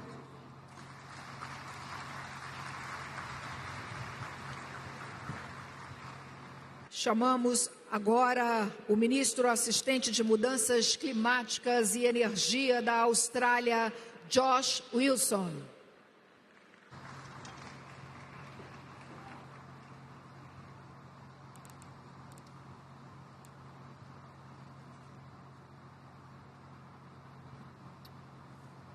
Good evening, colleagues. Boa tarde. I'd like to thank President Lula for gathering us here for this global mutirao against climate change. It's an honour to be with you all in the heart of the Amazon and in the country that is the birthplace of the 3 Rio Conventions, as we stand up and as we step up our collective action to address climate change and its impacts. We're now 10 years on from the historic Paris Agreement, and Australia is proud to have shared this decade-long journey. The capacity of the multilateral process to deliver transformational outcomes was evident from the beginning. The importance of that very same system has never been greater than it is today. When we act concertedly and when we act in good faith, we can make transformative, necessary, positive change together. And the progress made over the 10 years of the Paris Agreement proves that to be true. We have brought our projected global emissions down from 4 degrees of warming to between 2.3 and 2.5 degrees. We've seen global investment in clean energy reach over $2 trillion, double the investment in fossil fuels. But there is no doubt that the current global environment is challenging and even frightening, especially for young people. We must protect the multilateral system so that it remains effective in meeting the complex challenges that we face. And what we absolutely need is continued leadership on climate in the form of advocacy and in the form of action. And we've seen Pacific nations deliver this leadership again and again. Because for the Pacific, climate change is not one subject among many for gradual negotiation, but a present and existential threat. And this is a message that the world needs to hear and a reality that the world needs to see. And that's why we are bidding to host COP31 in partnership with the Pacific family. We're focused on seizing on the economic opportunity before our nation while we work with partners internationally on ambitious and achievable global progress, including in the interests of our Pacific neighbours. Global investment in clean energy projects is set to rise to more than $2 trillion, and we want to grow this with benefit for all as a focus of hosting COP31 in Adelaide next year. One way to do this is through practical implementation of ambitious and achievable NDCs, grounded in scientific evidence and geared toward attracting investment in the transition. And that's exactly what Australia is doing. In September, we announced our latest nationally determined contribution to reduce emissions by 62 to 70% on 2005 levels by 2035. This is unquestionably a major step up in our climate ambition, and to meet this target, we will need to reduce emissions over the next 10 years by more than we have achieved in the previous 20. It is ambitious, but it's also achievable. And our NDC responds to the science. It's underpinned by comprehensive economic modelling, and it's supported by practical implementation planning. Our net zero plan outlines the opportunities across 6 sectors of our economy as we decarbonise towards net zero in 2050. I welcome the NDCs submitted so far, and I applaud leaders for the collective achievement that this represents. But our work is far from complete. Now is the time for countries to come together, to collaborate and to exchange knowledge on what is working and how we can help each other as we move towards focused, practical NDC implementation. That is multilateralism at its best. So let's maintain our shared endeavour to help all countries implement their NDCs and to unlock the investment needed for our respective net zero transformations. Let's take heart from the fact that the transition is well underway, at scale and at pace. Consider our hosts here in Brazil, where the vast majority of electricity already comes from renewable sources. Friends, Australia is committed to supporting the global transition to a clean, secure and prosperous energy future, and our approach is grounded in the UAE consensus, transitioning away from fossil fuels in a just, orderly and equitable way while scaling up clean energy and clean industry. Domestically, we are transforming our energy system with firmed renewables and new transmission on a carefully coordinated basis.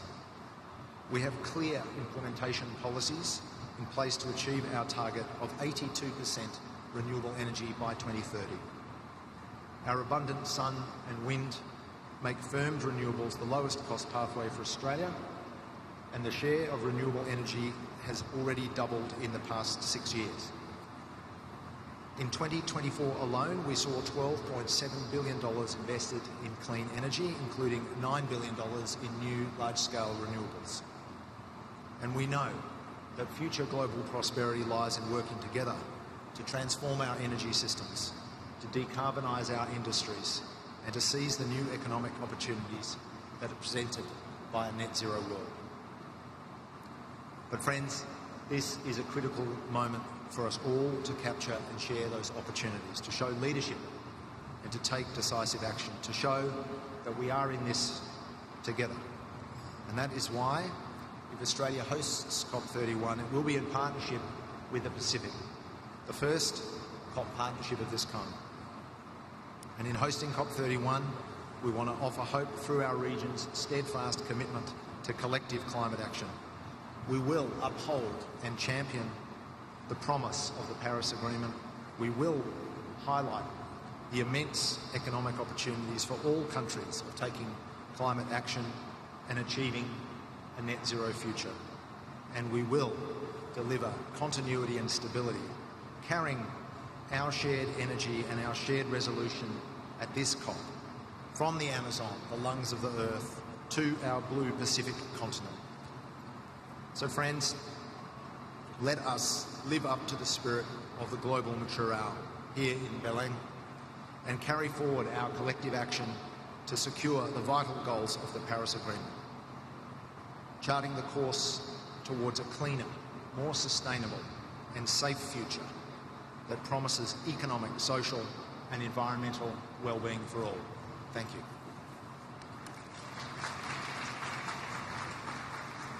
Neste momento, convidamos o representante de Bahrein, o ministro do Petróleo e Meio Ambiente, Mohamed Mubarak Bindana.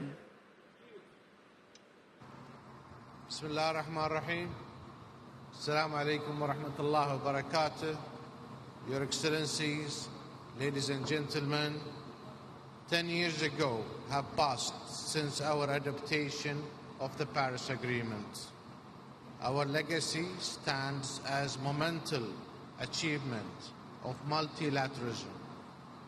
10 years on, the Kingdom of Bahrain remains firmly committed to Paris Agreement.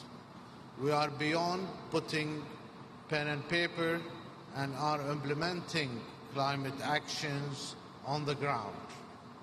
We do so on the belief that each nation has a role to play in this collective endeavor. We continue to pursue ambition, adaptation, and economic diversification that also delivers significant mitigation co-benefits.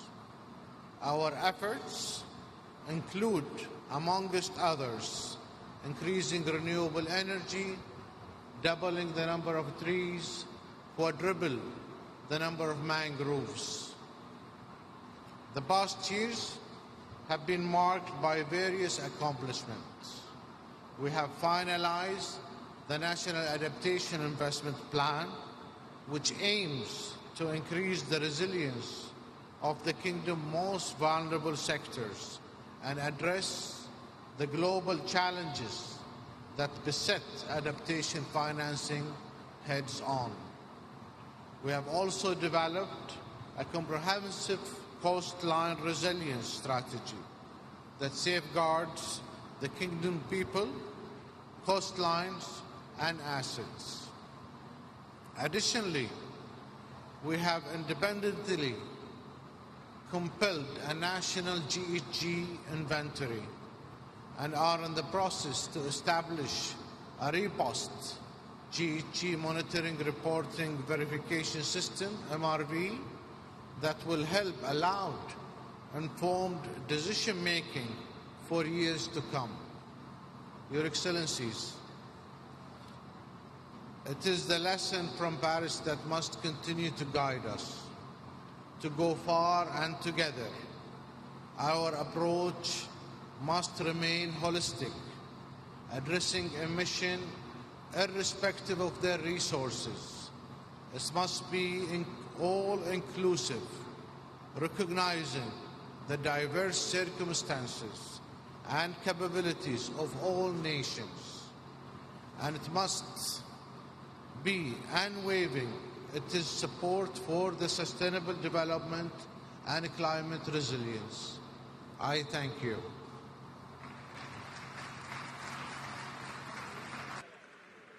Convidamos nesse momento o ministro da Agricultura e Ambiente de Cabo Verde, Gilberto Silva.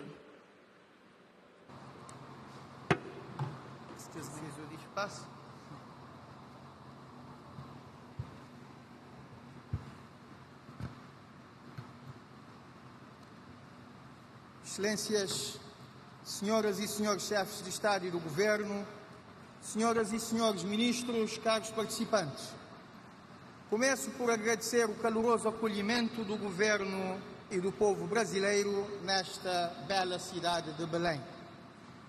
No contexto desta emergência climática global, Cabo Verde passou a enfrentar eventos extremos com muito maior frequência: tempestades e furacões, inundações, secas severas e prolongadas. Também enfrenta a aceleração da erosão da orla costeira, a intrusão salina e a contaminação das águas subterrâneas. Tudo isto afetando diretamente as pessoas, as infraestruturas, os meios de subsistência e os rendimentos das famílias e comprometendo os esforços de desenvolvimento. São vulnerabilidades, sim, mas que encaramos como oportunidades. É essencial criar a capacidade de adaptação e a resiliência face aos efeitos das mudanças climáticas. Para o nosso pequeno estado insular, isto é mais que uma opção, é uma obrigatoriedade. A nossa ação climática tem que incidir com maior foco sobre a água e saneamento, a energia e a transição energética, os sistemas agroalimentares, a mobilidade, a economia azul, o turismo resiliente e sustentável, a saúde e a proteção social.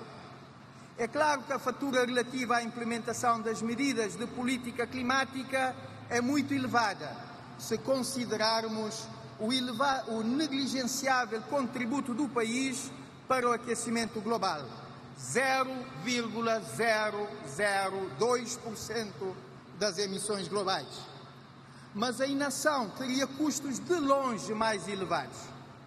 Para maior eficácia na implementação das políticas e cumprimento dos compromissos, adotamos um quadro de governança adaptado à realidade do país e baseado em soluções mais consentâneas. Conselho Interministerial liderado pelo chefe do Governo, Conselho Nacional bastante participado pelos diferentes atores, Secretariado Nacional e Fórum do Cidadão e do Clima para reforçar a participação da sociedade civil e do setor privado. Lei do Clima, Fundo Climático e Ambiental e Estratégia de Mobilização de Recursos. portal do clima, marcadores do clima no Orçamento Geral do Estado, mapas de risco e vulnerabilidade e vários outros instrumentos associados à nossa contribuição nacionalmente determinada, Plano Nacional de Adaptação, Quadro de Transparência reforçado e Estratégia de Desenvolvimento de Longo Prazo com baixas emissões até 2050. Submetemos ao Secretariado da Convenção a nossa nova NDC, um documento transparente, ambicioso e centrado nas pessoas, incluindo jovens, mulheres, idosos e pessoas com deficiência. Trata-se de um instrumento muito importante, mas é preciso assegurar a sua implementação eficaz de forma inclusiva e inovadora para protegermos as pessoas, o ambiente e a economia. Estamos convictos que para isso a cooperação internacional é essencial. O multilateralismo é essencial. Deve ser eficaz, com meios e com matérias e com métricas claras. Enquanto representante de um pequeno Estado insular em desenvolvimento, não podemos deixar de defender um financiamento previsível, com critérios de acesso simplificado e monitorização anual transparente. Senhoras e senhores, com o entendimento de Baku de levar o financiamento para 300 mil milhões de dólares por ano até 2035, entendemos importante definir regras operacionais claras, com prioridade a subvenções para adaptação e perdas e danos. Defendemos que nos critérios de acesso seja considerado o índice multinacional de vulnerabilidade, para que pequenas economias insulares com baixa emissão, mas alta exposição aos riscos e efeitos das mudanças climáticas, possam melhor usufruir do financiamento global. Cada dólar chega mais longe quando colocado lá onde o risco é maior e as capacidades são mais limitadas. Só assim poderemos reduzir ou eliminar a lacuna entre promessas e resultados. Estamos convictos que com esta Cimeira do Clima e a COP30 de Belém podemos contribuir decisivamente para isso. Saudamos vivamente as declarações e os apelos à ação e à mobilização de fundos associados a esta Cimeira. Termino augurando que esta Cimeira e a COP30 ajudem o mundo a transformar a ambição climática em resultados concretos, valorizando o multilateralismo e implementando políticas nesta matéria com inclusão e com inovação. Muito obrigado.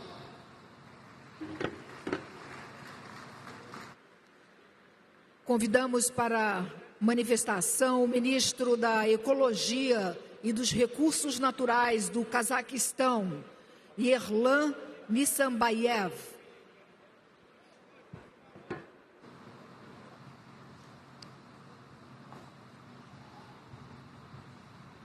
Құрметті президенттер, құрметті делегаттар, ханымдар мен мырзалар.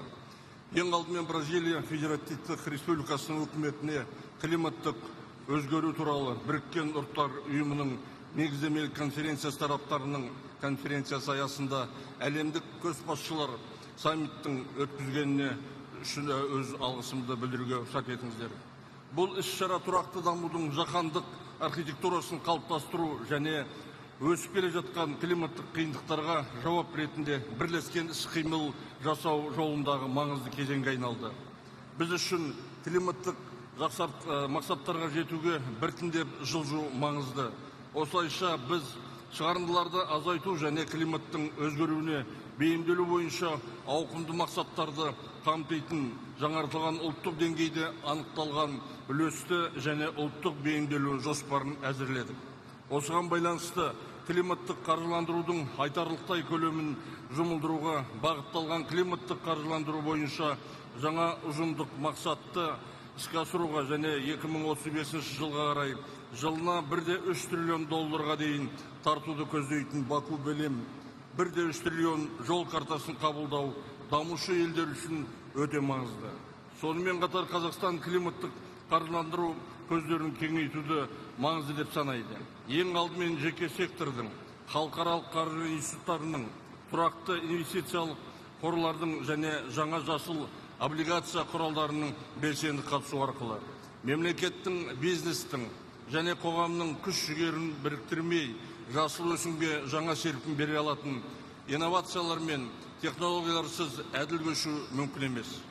Қазақстан дамудың бөлінбейтіндігіне мен әділ көшу идеясын көрсететін білімнің аштық пен теңсіздікке қарсы күрес туралы декларациясын толық қолдайтынын білдіреді. Біз қоршаған ортаның тұрақтылығы, әлеуметтік әділеттілік және экономикалық интеграция азаматтың болашақ әл-ауқатын үш тірегі екенін сенімдіміз. Бүгінгі таңда теңіздер мен мұхиттарды сақтау жаһандық экологиялық күн тәртібінде ерекше орын алады. Қазақстан бұл мәселені Каспий теңізінің таяздауынан бастан кешіруде. Оның су деңгейі соңғы 10 жылдықтарда 2 метрден астамға төмендеді. Бұл биоәртүрліктің жоғалуына, экожүйелердің бұзылуына және жағалау аймақтарында тұратын миллиондаған адамдар үшін әлеуметтік экономикалық салдарға әкеп соғады. Қазақстан серіктестіктерін осы саладағы бірлескен күш-жігерге қосуға шақырады. Осы бағытты жалғастыра отырып, Қазақстан 2026 жылдың сәуірінде Біріккен ұлттар ұйымымен серіктестікте аймақтық экологиялық саммит өткізуге дайындалып жатыр. Саммиттің негізгі нәтижелерінің бірі бейімделу, жаңартылған энергия, суды басқару, биоәртүрлік, жасыл қаржы және табиғатқа негізделген шешімдер салаларындағы нақты жобаларды қамтитын 2030 жылға дейінгі Орталық Азия Біріккен ұлттар ұйымы іс-қимыл бағдарламасы болады. Климаттық саясатты елдерге бөлу емес, біріктіру керек. Ешбір ел мұны жалғыз өзі жасай алмайды. Қазақстан КОП-30 төрағалығының Рауа ұжымдық іс-қимыл рухындағы бастамасын қолдайды. Бұл қағида біздің дәстүрлерімізбен үндеседі. Бірлік кеңесі ретіндегі құрылтай және қиын кезеңдерде өзара көмек ретінде асар. Белем декларациясы солтүстік пен оңтүстік, шығыс пен батыс, Амазонка тропикалық ормандары мен Орталық Азия далалары арасындағы жаңа жаһандық ынтымақтастықтың бастапқы нүктесіне айналсын. Біздің ортақ міндетіміз тұрақтылық, қауіпсіздік және өркендеу барлық ұрпақтарға мұра болатын болашақты қамтамасыз ету. Назарларыңызға рахмет.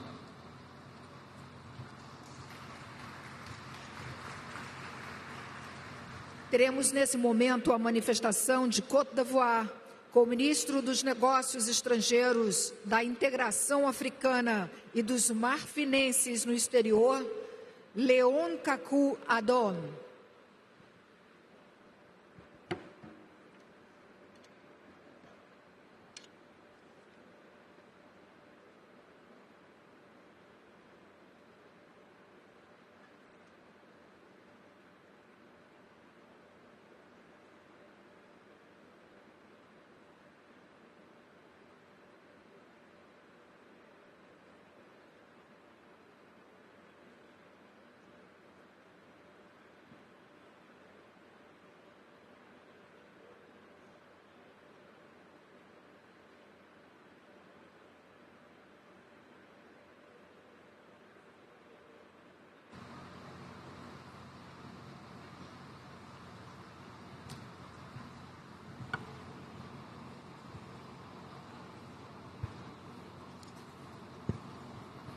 Monsieur le Président de la République fédérative du Brésil, Monsieur le Secrétaire général des Nations Unies, Monsieur le Secrétaire exécutif de la Convention cadre des Nations Unies sur les changements climatiques, Monsieur le Président de la COP30, Excellences, Mesdames et Messieurs les chefs d'État et de gouvernement, distingués invités, Mesdames et Messieurs.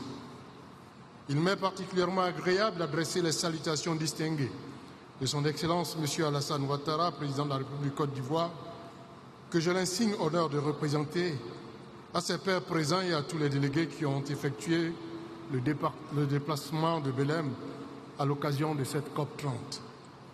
Je voudrais exprimer ma profonde gratitude aux autorités brésiliennes pour l'accueil chaleureux qui a été réservé à la délégation ivoirienne ainsi qu'aux organisateurs pour la tenue de ce sommet sur le climat, dont l'importance est capitale pour la mise en œuvre de nos nouvelles ambitions climatiques.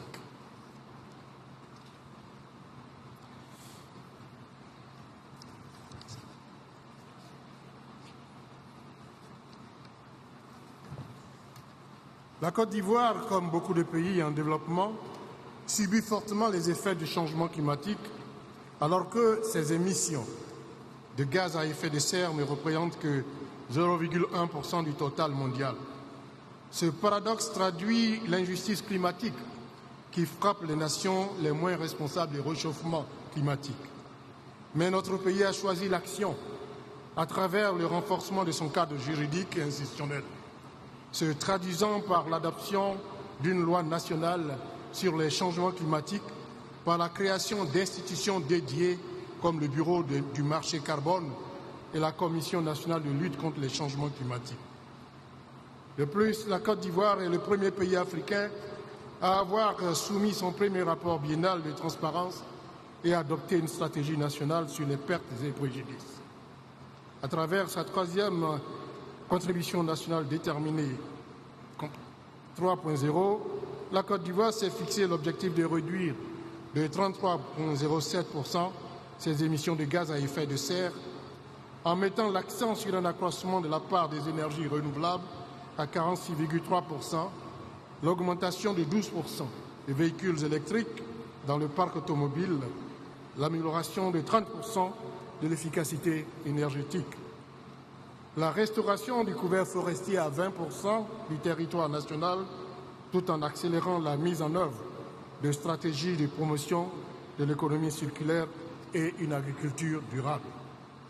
Notre objectif demeure la résilience de nos populations et de notre économie face aux effets néfastes des changements climatiques. Ainsi, nous nous sommes engagés sur une trajectoire ambitieuse, avec notamment 80% des exploitants agricoles qui devront utiliser des pratiques climato-intelligentes, 75% des bassins versants devraient avoir des plans de gestion intégrés des ressources en eau, 90% des établissements sanitaires dotés de systèmes opérationnels de surveillance épidémiologique, 70% de couverture de zones côtières critiques protégées par des ouvrages de protection adaptés et 60% des collectivités locales disposeraient d'un plan directeur vert. À cet égard, la Côte d'Ivoire soutient l'initiative brésilienne du Fonds des forêts tropicales qui permettront le financement de la préservation des forêts. 10 ans après l'accord de Paris, le bilan reste contrasté. En effet, des progrès notables ont été enregistrés, notamment avec la montée en puissance des projets d'énergie renouvelable et la mobilisation des financements. Cependant, l'écart demeure considérable entre les ambitions affichées et les résultats concrets, nous mettant sur une trajectoire au-delà de 2 degrés Celsius. Ce sommet sur le climat qui se tient à Belém doit donc marquer un tournant décisif en transformant les engagements de la 3e génération de nos contributions déterminées au niveau national en actions mesurables et en accélérant la mise en œuvre des réformes financières en vue d'atteindre les objectifs que nous nous sommes fixés dans l'optique d'inverser de manière durable le réchauffement climatique. Excellences, Mesdames et Messieurs, la Côte d'Ivoire, sous le leadership éclairé du président Alassane Ouattara, réaffirme son engagement à œuvrer avec la communauté internationale pour transformer l'urgence climatique en une opportunité de coopération, de justice et de prospérité durable. Ensemble, conjuguons nos efforts pour garantir à tous un avenir meilleur dans la justice, dans l'équité et dans la solidarité agissante pour la construction d'une résilience climatique pérenne. Et je vous remercie.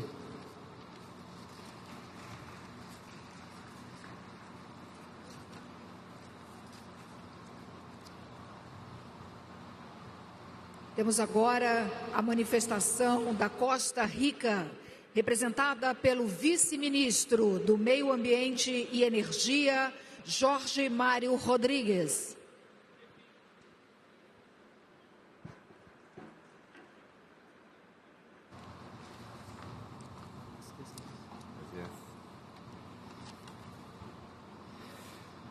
Muy buenas tardes, señores jefes de Estado, ministras, ministros, presidencia de la COP y distinguidos delegados.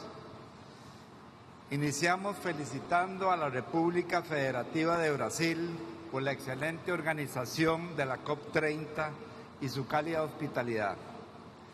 Asimismo, destacamos todas las iniciativas que se han presentado para la conferencia, entre las cuales tenemos la iniciativa de los bosques tropicales para siempre, la cual ha sido debidamente endosada y apoyada por Costa Rica. Hablo hoy en nombre de un país pequeño en territorio, pero inmenso en convicción. Costa Rica no ha sido parte del problema climático global, pero desde hace décadas ha decidido ser parte activa de la solución. En un mundo donde las emisiones históricas y las responsabilidades diferenciadas son ineludibles, Costa Rica ha demostrado que la ambición no depende del tamaño ni del poder económico. Con recursos propios, voluntad política y una ciudadanía comprometida, hemos logrado hitos que muchos aún lo consideran aspiracionales. Más del 98% de nuestra electricidad proviene de fuentes renovables. Hemos revertido la deforestación y duplicado nuestra cobertura forestal en menos de una generación. Hoy decimos con gran satisfacción que tenemos hoy más bosque que el que teníamos ayer. Hemos abolido el ejército para invertir en salud, educación y sostenibilidad. Y con un gran sacrificio fiscal estamos tratando de revertir la matriz de emisiones en el transporte. Estos logros que les he contado no son casualidad. Son el resultado de una visión de país que entiende que la prosperidad no puede construirse a costa del planeta. Y no nos detenemos ahí. Costa Rica viene a esta COP con la misma ambición que nos ha caracterizado históricamente. En esta COP presentaremos nuestra NDC 3.0, que incluye 5 metas específicas de las comunidades y territorios indígenas, así como que incorpora acciones en juventudes, género y transición justa. Pero queremos hacer más. Queremos acelerar la transición hacia una economía circular, fortalecer la resiliencia de nuestras comunidades costeras y rurales y contribuir con soluciones que, basadas en la naturaleza, beneficien al mundo entero. Pero también venimos con una demanda legítima, que la acción climática sea justa, que los países que han contribuido más al problema asuman su responsabilidad y que los mecanismos de financiamiento reconozcan el valor de los que han hecho mucho con muy poco. Costa Rica no pide privilegios, pide coherencia. Pide que se reconozca que la acción climática debe ser universal, pero que el apoyo debe ser proporcional. En esta COP reafirmamos nuestro compromiso con la acción, con la ciencia y con la equidad, y extendemos nuestra mano para construir alianzas que aceleren la transformación que el mundo necesita. Porque si un país como el nuestro ha podido avanzar con los recursos ilimitados que hemos tenido, imagínese lo que podríamos lograr si la cooperación internacional estuviera a la altura de los desafíos. Finalizamos celebrando 10 años desde que acordamos y ratificamos el Acuerdo de París durante la COP21. Continuemos con una mayor ambición, compromiso y solidaridad requeridos para lograr mantenernos en la ruta de los 1.5 grados para el bienestar y la sobrevivencia de la población y naturaleza de nuestro planeta. Muchas gracias.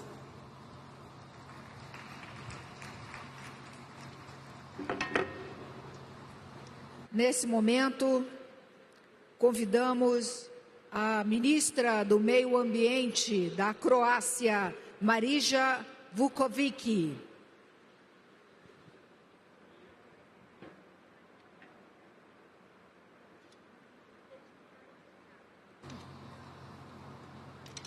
Ladies and gentlemen, allow me to express Croatia's appreciation to His Excellency President Lula and the Brazilian presidency for the warm hospitality and the drive behind preparation for the Leaders' Summit at COP30. I believe that the dedication and vision demonstrated by the presidency as well as the UNFCCC team will serve as inspiration leading to COP30 negotiated outcomes. Allow me further to greet, on behalf of the Republic of Croatia, the honorable leaders and dignitaries who have dedicated their time and effort to travel to Belém, the heart of the world's largest continuous rainforest and the home to at least 10% of the Earth's known biodiversity. As a member state of the European Union, we arrive in Belém encouraged by the latest agreement at the EU level with updated NDC and committed to accelerate the transition while developing competitiveness, reducing poverty and any kind of dependency. Quantified target for 2035 force us to take more concrete actions to save time and resources and seek out those innovative solutions and technological advancements that can bring about real change.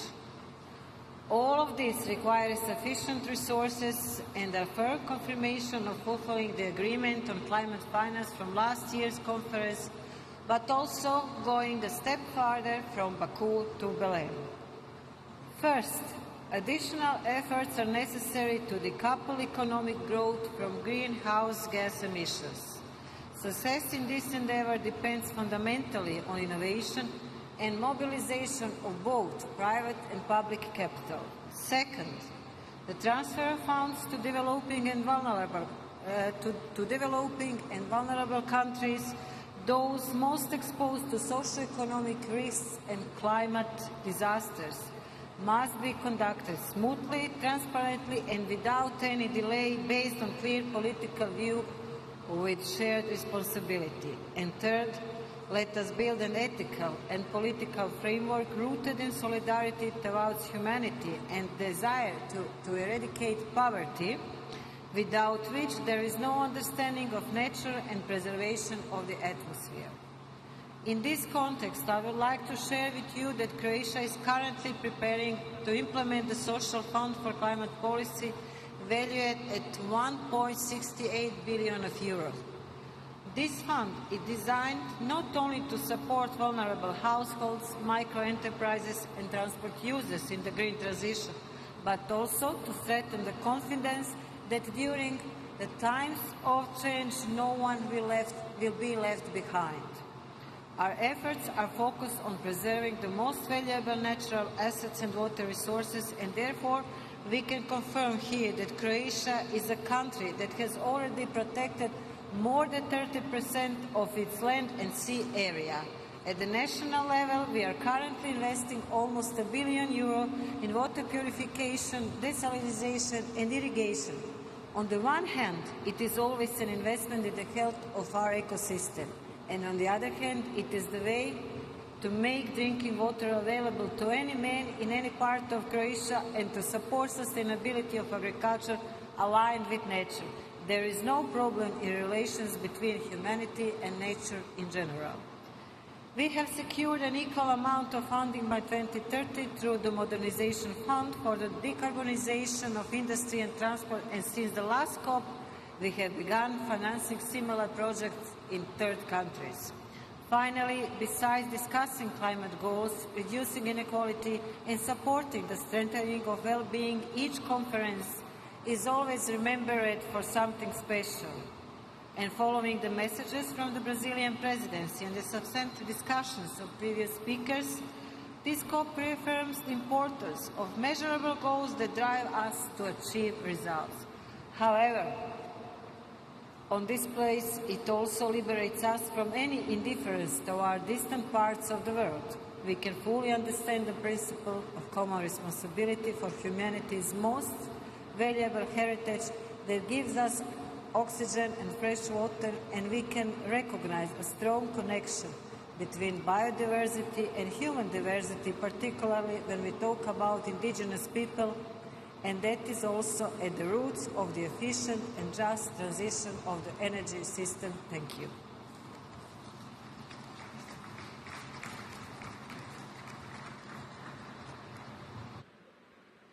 Convidamos agora a ministra do Desenvolvimento Local e ministra interina do Meio Ambiente, Manau Awad Mika Hai.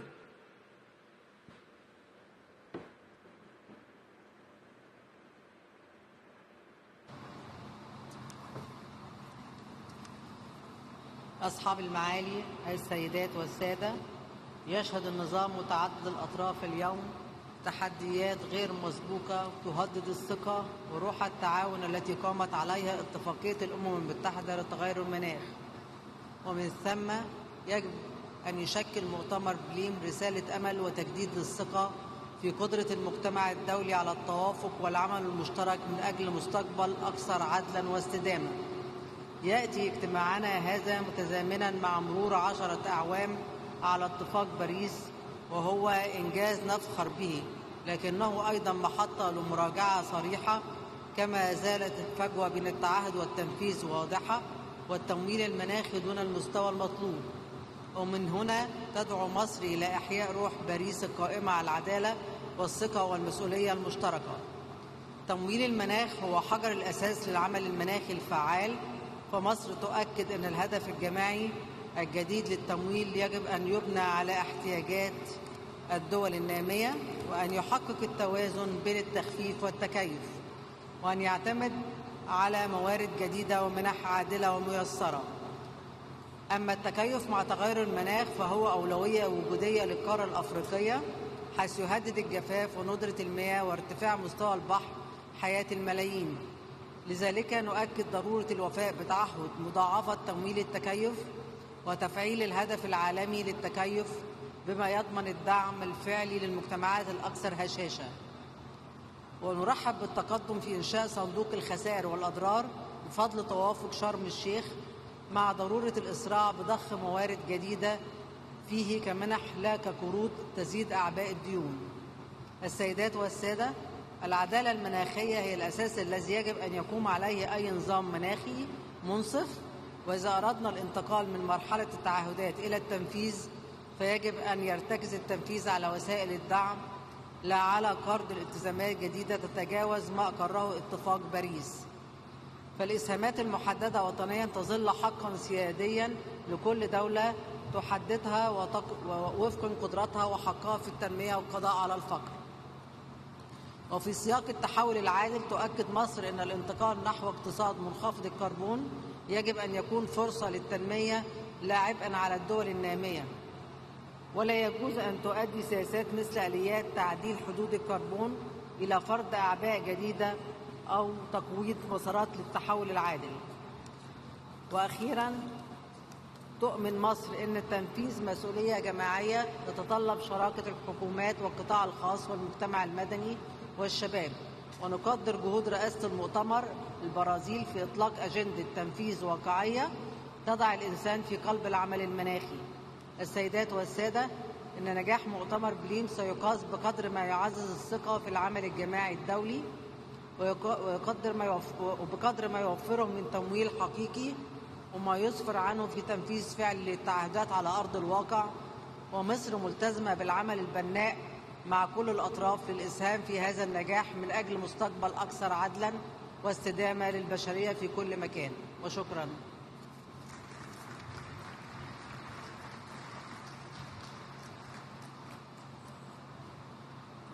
Neste momento, convidamos o ministro da Mudança Climática e Meio Ambiente dos Emirados Árabes Unidos, Amina bint Abdullah Al Dakar Al Shamsi.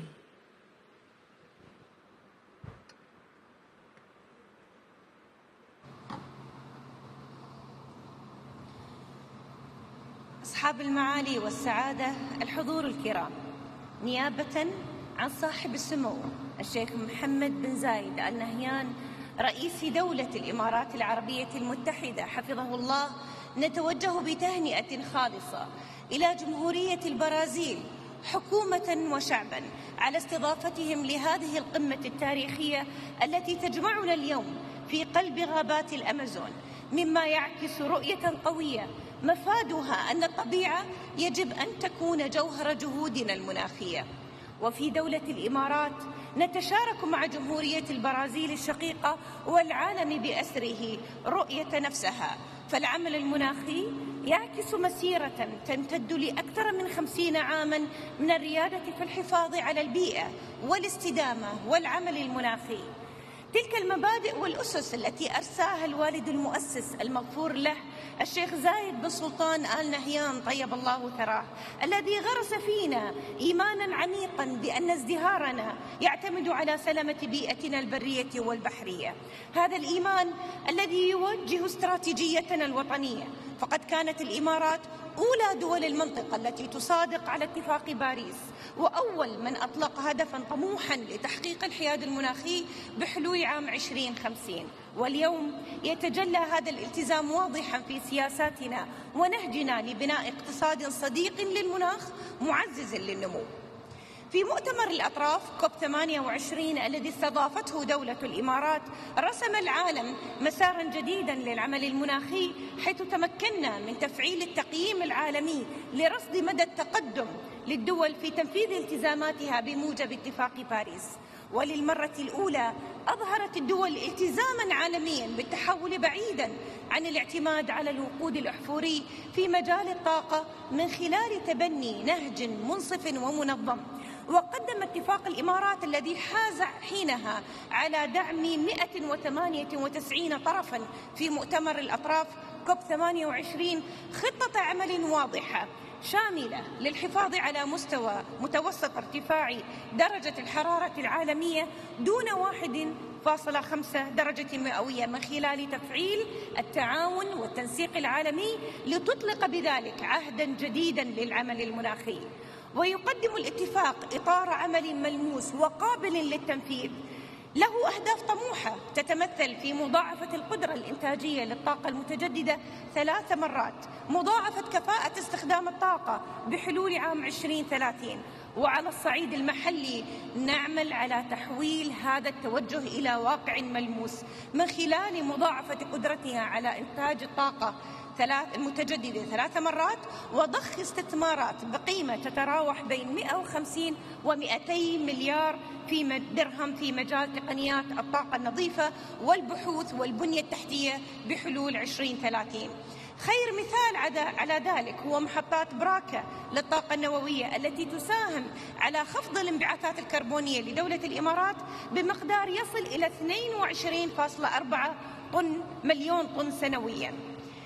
كذلك تلعب مشاريعنا في لتوليد الطاقة الشمسية دورا بالغ الأهمية، مثل محطة الظفرة للطاقة الشمسية الكهروضوئية، أكبر محطة مستقلة في العالم لإنتاج الكهرباء من الطاقة الشمسية ضمن موقع واحد بقدرة إنتاج تصل إلى 2 جيجا وات. وبلغت حصة الكهرباء المولدة من مصادر نظيفة منخفضة الكربون في دولة الإمارات أكثر من 30% في عام 2024، إنجاز يعكس ريادة الدولة وتقدمها الملموس نحو تحقيق الحياد المناخي بحلول 2050. وبالتأكيد نحرص على أن يكون ذلك في صميم التزاماتنا المناخية وضمان أعلى درجات الشفافية. وفي هذا المجال تقوم دولة الإمارات بحصر الغازات الدفيئة 6 في تقرير الشفافية الخاص بها، ما يعزز استجابتها لتغير المناخ بفاعلية. وإدراكا منا للعلاقة التي تربط بين المناخ والأمن الغذائي، نعمل على تحويل أنظمتنا الغذائية من خلال الاستثمار في حلول مبتكرة مثل الزراعة العمودية، الزراعة المائية، وتربية الأحياء المائية المستدامة. وتعد استضافتنا للمؤتمر العالمي للحفاظ على الطبيعة في أبو ظبي في شهرنا الماضي دليلا راسخا على اهتمامنا الكبير بالحفاظ على التنوع البيولوجي كجزء لا يتجزأ من العمل المناخي.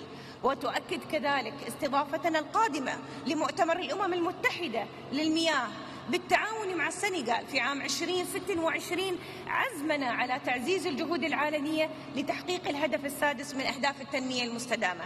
تلعب الإمارات دورا محوريا في هذا الملف من خلال جهود استثنائية أبرزها مبادرة محمد بن زايد للماء الرامية إلى مواجهة التحدي العالمي لمعالجة ندرة المياه على مستوى العالم ودعم تطوير وتطبيق الحلول الفاعلة والتقنيات المبتكرة.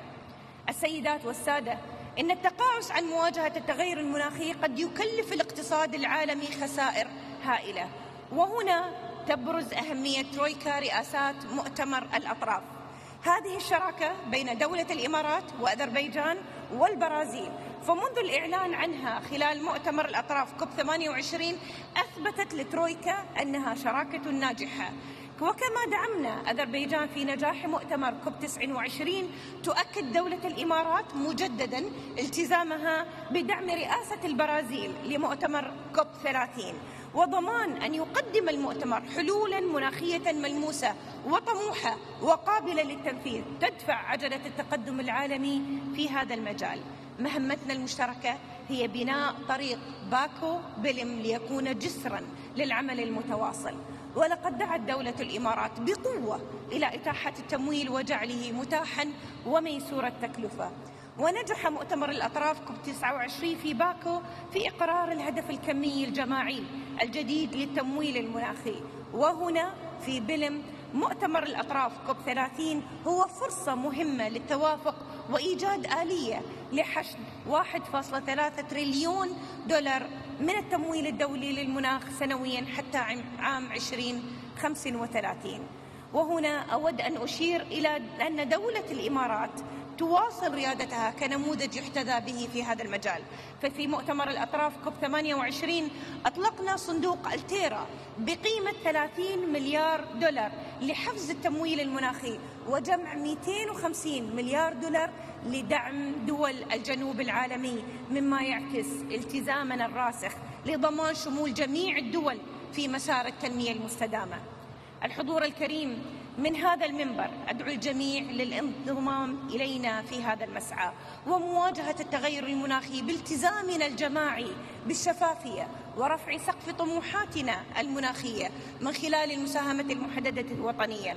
وندعو جميع الأطراف لاعتماد مؤشرات لقياس تقدمنا الجماعي في التكيف بشفافية ووضوح، والأهم هو زيادة قدراتنا على تحقيق الأهداف المناخية لعدم ترك أحد خلف الركب. السيدات والسادة، هنا في بلم وفي قلب غابات الأمازون رئة الأرض نستطيع معا بناء مستقبل تكون فيه الاستدامة أساسا راسخا لبناء حياة أفضل للأجيال القادمة. وتدعو الإمارات كل دولة وكل قائد وكل مواطن في العالم للانضمام إلى رحلة تضمن مستقبلا مستداما تكون فيه الجهود المناخية محركا لنهضتنا وازدهارنا جميعا. شكرا لكم.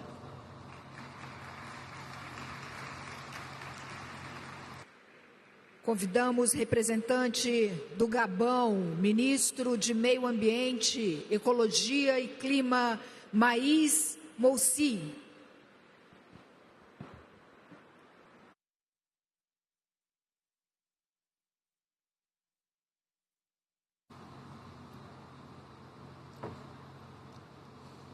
Excellences, Monsieur le Président, Excellences, Mesdames et Messieurs les chefs d'État et de gouvernement, distingués délégués.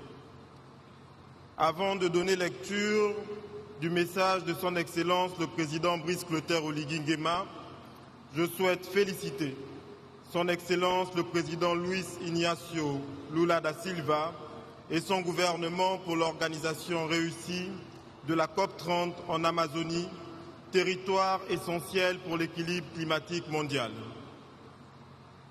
Monsieur le Président, Excellences, Mesdames et Messieurs, à l'entame de mon intervention, permettez-moi d'exprimer ma profonde gratitude à la République fédérative du Brésil ainsi qu'à son peuple pour l'accueil fraternel et chaleureux qui nous a été réservé. De même, je salue tout particulièrement l'engagement constant du président Lula da Silva en faveur de la préservation des forêts tropicales et de l'amélioration des conditions de vie des communautés qui en dépendent. La tenue de cette COP au cœur du plus vaste écosystème tropical de la planète nous rappelle que l'Amazonie, le bassin du Congo et le bassin du Bornéo-Mékong forment ensemble un rempart climatique indispensable à l'équilibre de notre planète. Ces trois poumons verts interconnectés par leur rôle écologique sont essentiels à la régulation du climat mondial, à la préservation de la biodiversité et à la survie de millions de communautés. Dans ce contexte, je veux affirmer avec force que protéger les écosystèmes forestiers n'est pas une option, mais une exigence vitale pour la stabilité climatique et la prospérité des générations futures.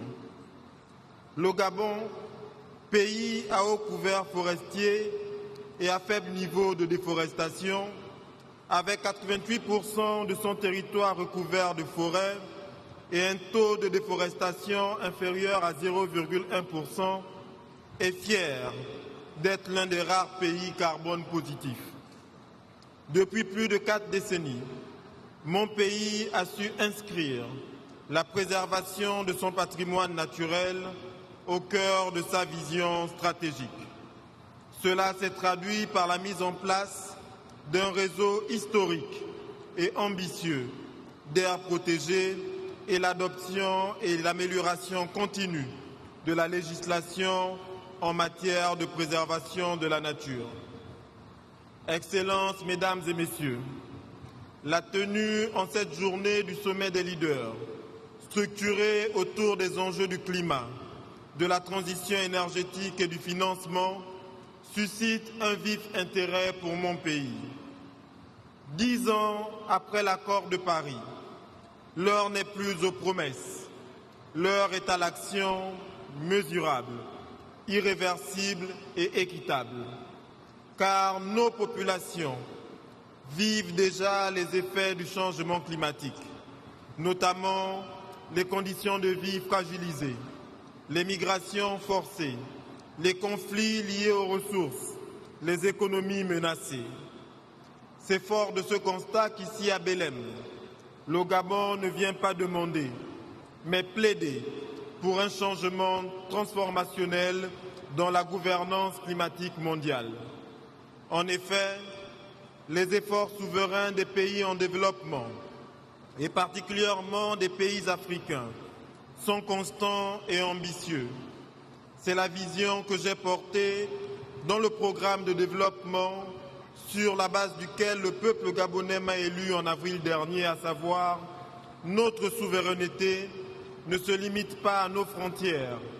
Elle inclut aussi notre capacité à préserver nos ressources, à protéger nos populations et à définir notre avenir. Toutefois, ces efforts ne suffisent pas face à l'ampleur des risques climatiques, face à la dynamique historique des émissions de gaz à effet de serre et face aux priorités de développement de nos nations. À cela s'ajoute une architecture financière mondiale inadaptée, un des intérêts croissants de certains partenaires pour le financement du climat et un marché du carbone à géométrie variable. Il nous faut donc ici et maintenant prendre les décisions qui feront de cette décennie celle d'une action ambitieuse et concrète en faveur de la résilience des peuples, des économies et des pays aux crises environnementales mondiales en cours. C'est pourquoi il apparaît indispensable de prendre des décisions claires et précises pour la reconnaissance des forêts tropicales, en particulier celles du bassin du Congo, comme bien public mondial en vue de leur rémunération juste et effective. La mobilisation du capital privé via les garanties, la sécurisation des investissements verts, l'alignement des flux financiers à nos objectifs, la démocratisation des instruments financiers verts, comme le projet de financement pour la permanence, les obligations pour la nature, les paiements pour services environnementaux et la conservation et les conversions dettes nature.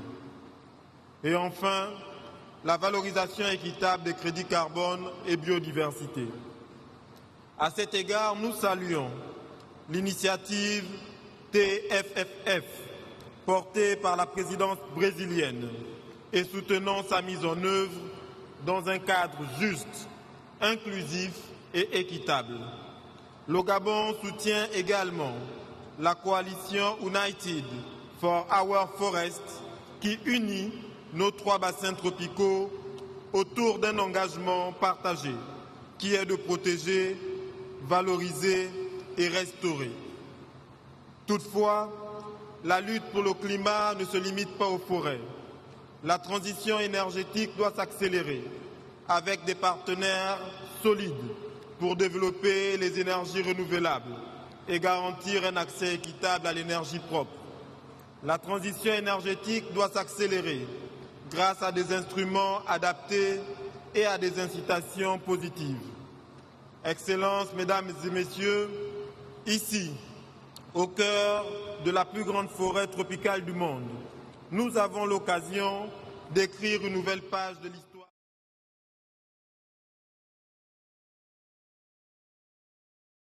Multilatéralisme nouveau, réaliste, juste et efficace, faisant de Belém le point de départ d'un ordre climatique équitable et durable pour les générations futures et pour l'humanité tout entière. Je vous remercie. Chamamos agora o ministro das Terras e Recursos Naturais de Gana, Emmanuel Armah Kofi Boah.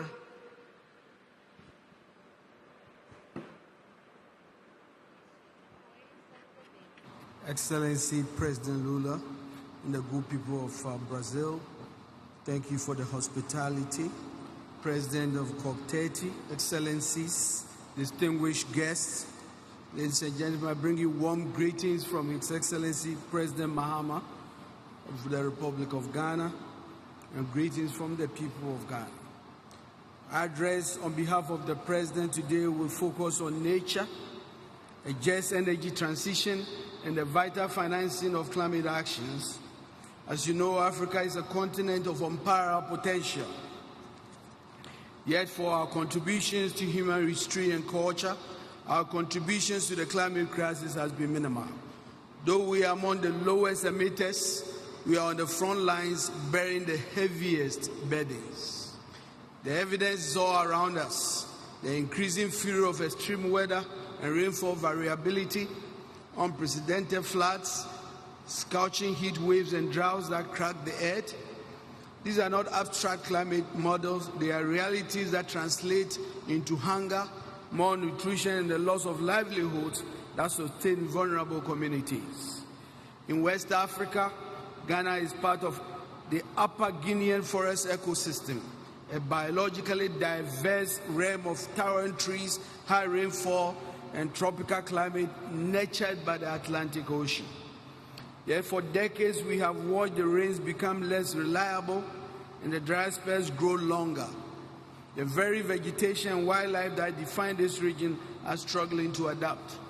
Climate change exacerbates deep-seated social and economic inequalities. The most vulnerable among us, women, children, and the marginalized are disproportionately affected with the least resource to cope and the smallest voices in the corridors of power. And yet Africa is not a passive victim. We are a continent of resilience and action. To secure a sustainable future, we must also be architects of our destiny. This brings me to the heart of the energy dilemma. The energy sector, as you know, is the key to our development. For nations like Ghana, yet it is also the contributor to the problem we are trying to solve. Our continent is blessed with mineral resources, abundance of it. which hold a promise of transformational development. So to deny Africa the strategic use of these resources is to deny our right to develop, to light our homes, and to power our industries. Any such conversations, therefore, must be approached with strategic care and profound understanding. Africa is equally blessed with an unparalleled comparative advantage for a leap into a low-carbon future. However, this transition must be just, equitable, and inclusive.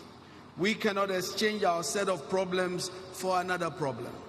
A shift to clean energy must not leave vulnerable communities behind or trade ghost towns for high-carbon industries. It is a promise that vulnerable communities and workers in traditional industries will be protected, that their voices will guide our decisions as a bridge and not a cliff. It is a pledge to eradicate energy poverty, bringing light and power to every community, regardless of their remoteness.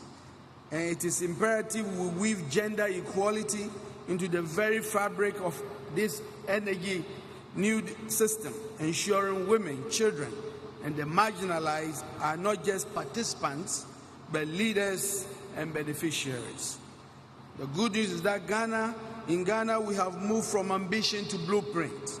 Our energy transition framework outlines a pathway to decarbonize our energy sector and achieve net zero emissions by 2060, without compromising our socio-economic development or natural resources. At its core is the principle of a just transition. We are actively increasing the share of renewable energy and have embarked on a robust nuclear energy program. And this is focused on long-term energy security, deep decarbonization, and positioning Ghana as a regional hub for clean power. Through our newly launched green minerals and carbon market frameworks, Ghana is opening transparent pathways for global partners to invest in clean energy, forest restoration, and value-added mineral processing. Under the visionary leadership of President Mahama, we are taking bold steps to protect our natural heritage. Our Tree for Life programs aims at planting 30 million trees annually till 2030, with the objective of creating green jobs for the youth and revitalizing our forest economy and carbon sequestration. We welcome financiers, climate funds, and private sector leaders to partner with us in scaling these opportunities.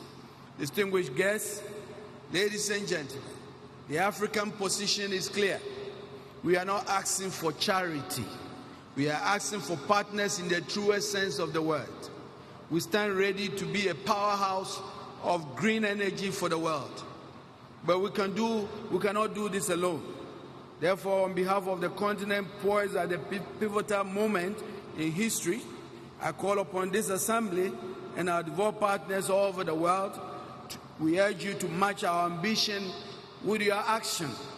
The climate finance promised so long must now flow, not just in words, but in predictable investments, concessional investments, and private sector leverage investments that reach the communities who need the most.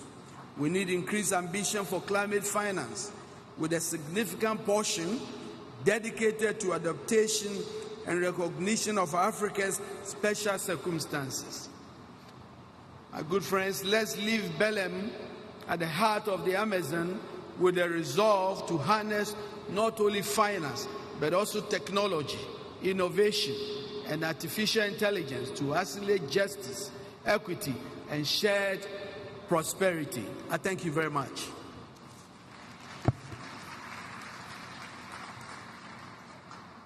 Convidamos a presidenta do novo Banco de Desenvolvimento, Dilma Rousseff.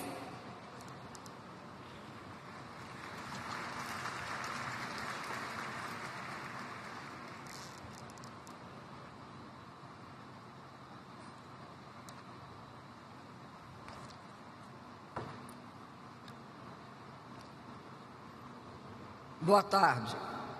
Excelentíssimo senhor, querido amigo presidente Luiz Inácio Lula da Silva, excelentíssimos senhores presidentes, senhores ministros, distintas lideranças, estimados colegas, senhoras e senhores.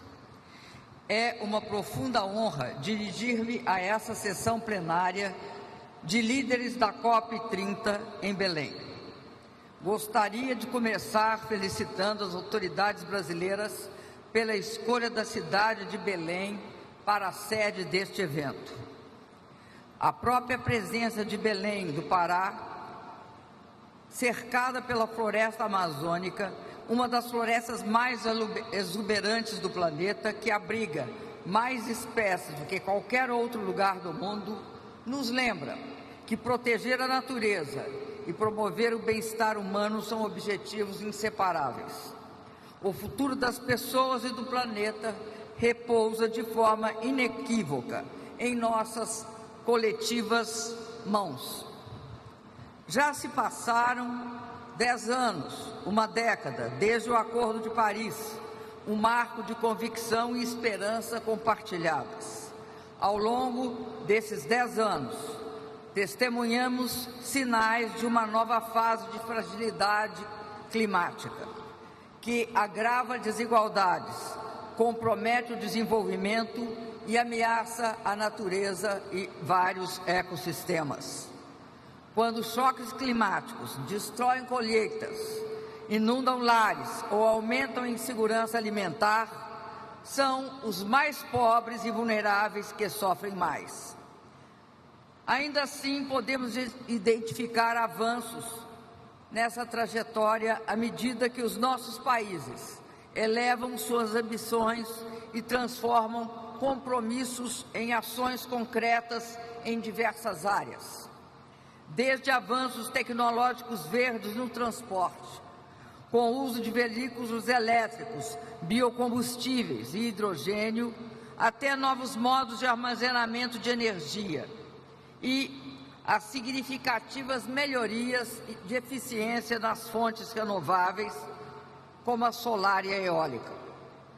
Emergem ainda na indústria os novos materiais de construção sustentáveis, como o cimento verde e os bioplásticos, por exemplo. Na agricultura, inovações como biofertilizantes e práticas de precisão com sensores, drones e, em todas as áreas, a possibilidade do uso da inteligência artificial e a digitalização, impactando todas as atividades humanas. Mas, sem dúvida, os desafios são enormes e inúmeros e devem ser enfrentados de forma urgente e concretamente. Ao olharmos para o futuro, não podemos esquecer alguns princípios, como, por exemplo, no esforço de combater o aquecimento global, devem estar enraizadas no respeito à soberania nacional, reconhecendo que cada país tem suas próprias circunstâncias, recursos e desafios. Cada nação, desde uma pequena ilha, que corre inclusive o risco de desaparecer, até um vasto país continental assolado pelos desastres climáticos. Todos devem atuar em conjunto e ser respeitados como atores únicos, especiais e valiosos. No mundo de hoje, em que alguns parecem acreditar que a lei do mais forte deve prevalecer, devemos reafirmar nosso compromisso com o direito internacional e com uma ordem baseada em valores compartilhados. Devemos todos defender as regras, os tratados e as convenções que formam os alicerces de nosso sistema internacional. Dentre eles, ressalta-se o Acordo de Paris, que teve grande impacto justamente porque representava e representa um pacto multilateral. Devemos ainda reconhecer que o Acordo de Paris também é um pacto de desenvolvimento. Sua verdadeira promessa reside em garantir que o caminho para a descarbonização gere também empregos, inovação e prioridades e prosperidade para todos. A ação climática deve vir acompanhada de progresso social, colocando as pessoas e o planeta no centro de nossas discussões. Soluções globais que promovam uma economia verde, assegurem uma transição justa e protejam os mais vulneráveis são essenciais para o desenvolvimento sustentável e inclusivo. Como enfatizado repetidamente hoje, ao longo dessa cerimônia, muito ainda precisa ser feito. Mesmo com a plena implementação de todos os compromissos já expressos nas NDCs, precisamos de uma redução de 43% das emissões de gás de efeito estufa até 2030 para manter o limite de 1,5% ao nosso alcance. A lacuna não é apenas numérica, é hoje existencial. Sem uma aceleração radical e imediata ação, as metas de Paris escaparão de forma irreversível, provocando enormes danos. Essa realidade desafiadora é ainda mais complicada por conflitos geopolíticos. O unilateralismo, o protecionismo, as guerras e a instabilidade financeira e econômica em diversas partes do mundo corroem a confiança, fragmentam a determinação global e retardam os fluxos essenciais de tecnologia e financiamento. Tensões comerciais e efeitos como a instabilidade financeira convergem para minar nossa ação comum, exatamente quando a unidade e a cooperação são mais cruciais. Sejamos claros, as mudanças climáticas não esperam por ninguém e não respeitam fronteiras. Nenhum país pode alcançar o desenvolvimento sustentável em um planeta em crise. E nenhuma nação, por mais poderosa que seja, pode enfrentar sozinha esses desafios. Devemos, portanto, reafirmar aqui agora que o multilateralismo não é opcional. A cooperação multilateral é uma imposição ditada pelos desafios enfrentados pelo planeta e pela humanidade. Em síntese, somente por meio de uma cooperação ampla e aberta, podemos reunir recursos e assegurar soluções globais. A ação coletiva, a própria essência do Acordo de Paris, continua sendo o maior instrumento de salvaguarda da humanidade. No novo Banco de Desenvolvimento, um banco fundado por e para as economias emergentes, estamos demonstrando nosso compromisso em apoiar nossos países membros na implementação de soluções nacionais efetivas. Para nós, enfrentar as mudanças climáticas, buscar a prosperidade para todos e promover um desenvolvimento qualificado são objetivos inseparáveis. Cada megawatt de energia limpa que financiamos, cada hectare de terra que ajudamos a restaurar, cada escola e hospital construídos, cada acesso à água e ao esgoto tratados, e cada comunidade que retiramos da vulnerabilidade reforça a resiliência ambiental e a dignidade humana. Estamos prontos para ser um parceiro multilateral forte, expandindo o financiamento climático, promovendo a tecnologia verde, explorando soluções em moedas locais e mobilizando o investimento e a capacidade necessários para construir infraestrutura alinhada aos critérios que nós construímos no Acordo de Paris e que agora estamos renovando e fazendo avançar. Excelências, a história julgará nossa geração, não por nossas declarações, mas por nossa determinação em agir. Que a COP30 seja o momento da transição decisiva, das promessas para os caminhos, da ambição para a ação, da divisão para a unidade. Que Belém seja lembrada como a cidade onde o mundo escolheu a coragem, os compromissos verdadeiros, a cooperação e um chamado para a realização, para a ação concreta e inadiável. Muito obrigado.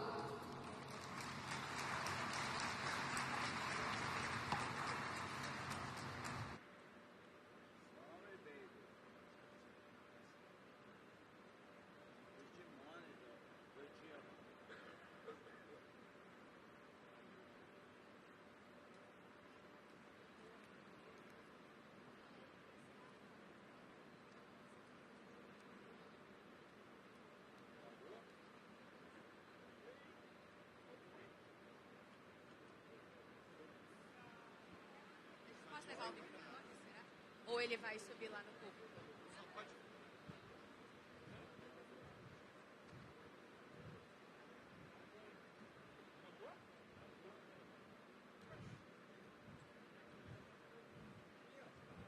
O senhor vai fazer o ensinamento? Ah, porque a gente não escutou, não deu para escutar. Sorry for those who were listening. I was just announcing that the session is over for today and it will be resumed tomorrow at 10:30. Thank you.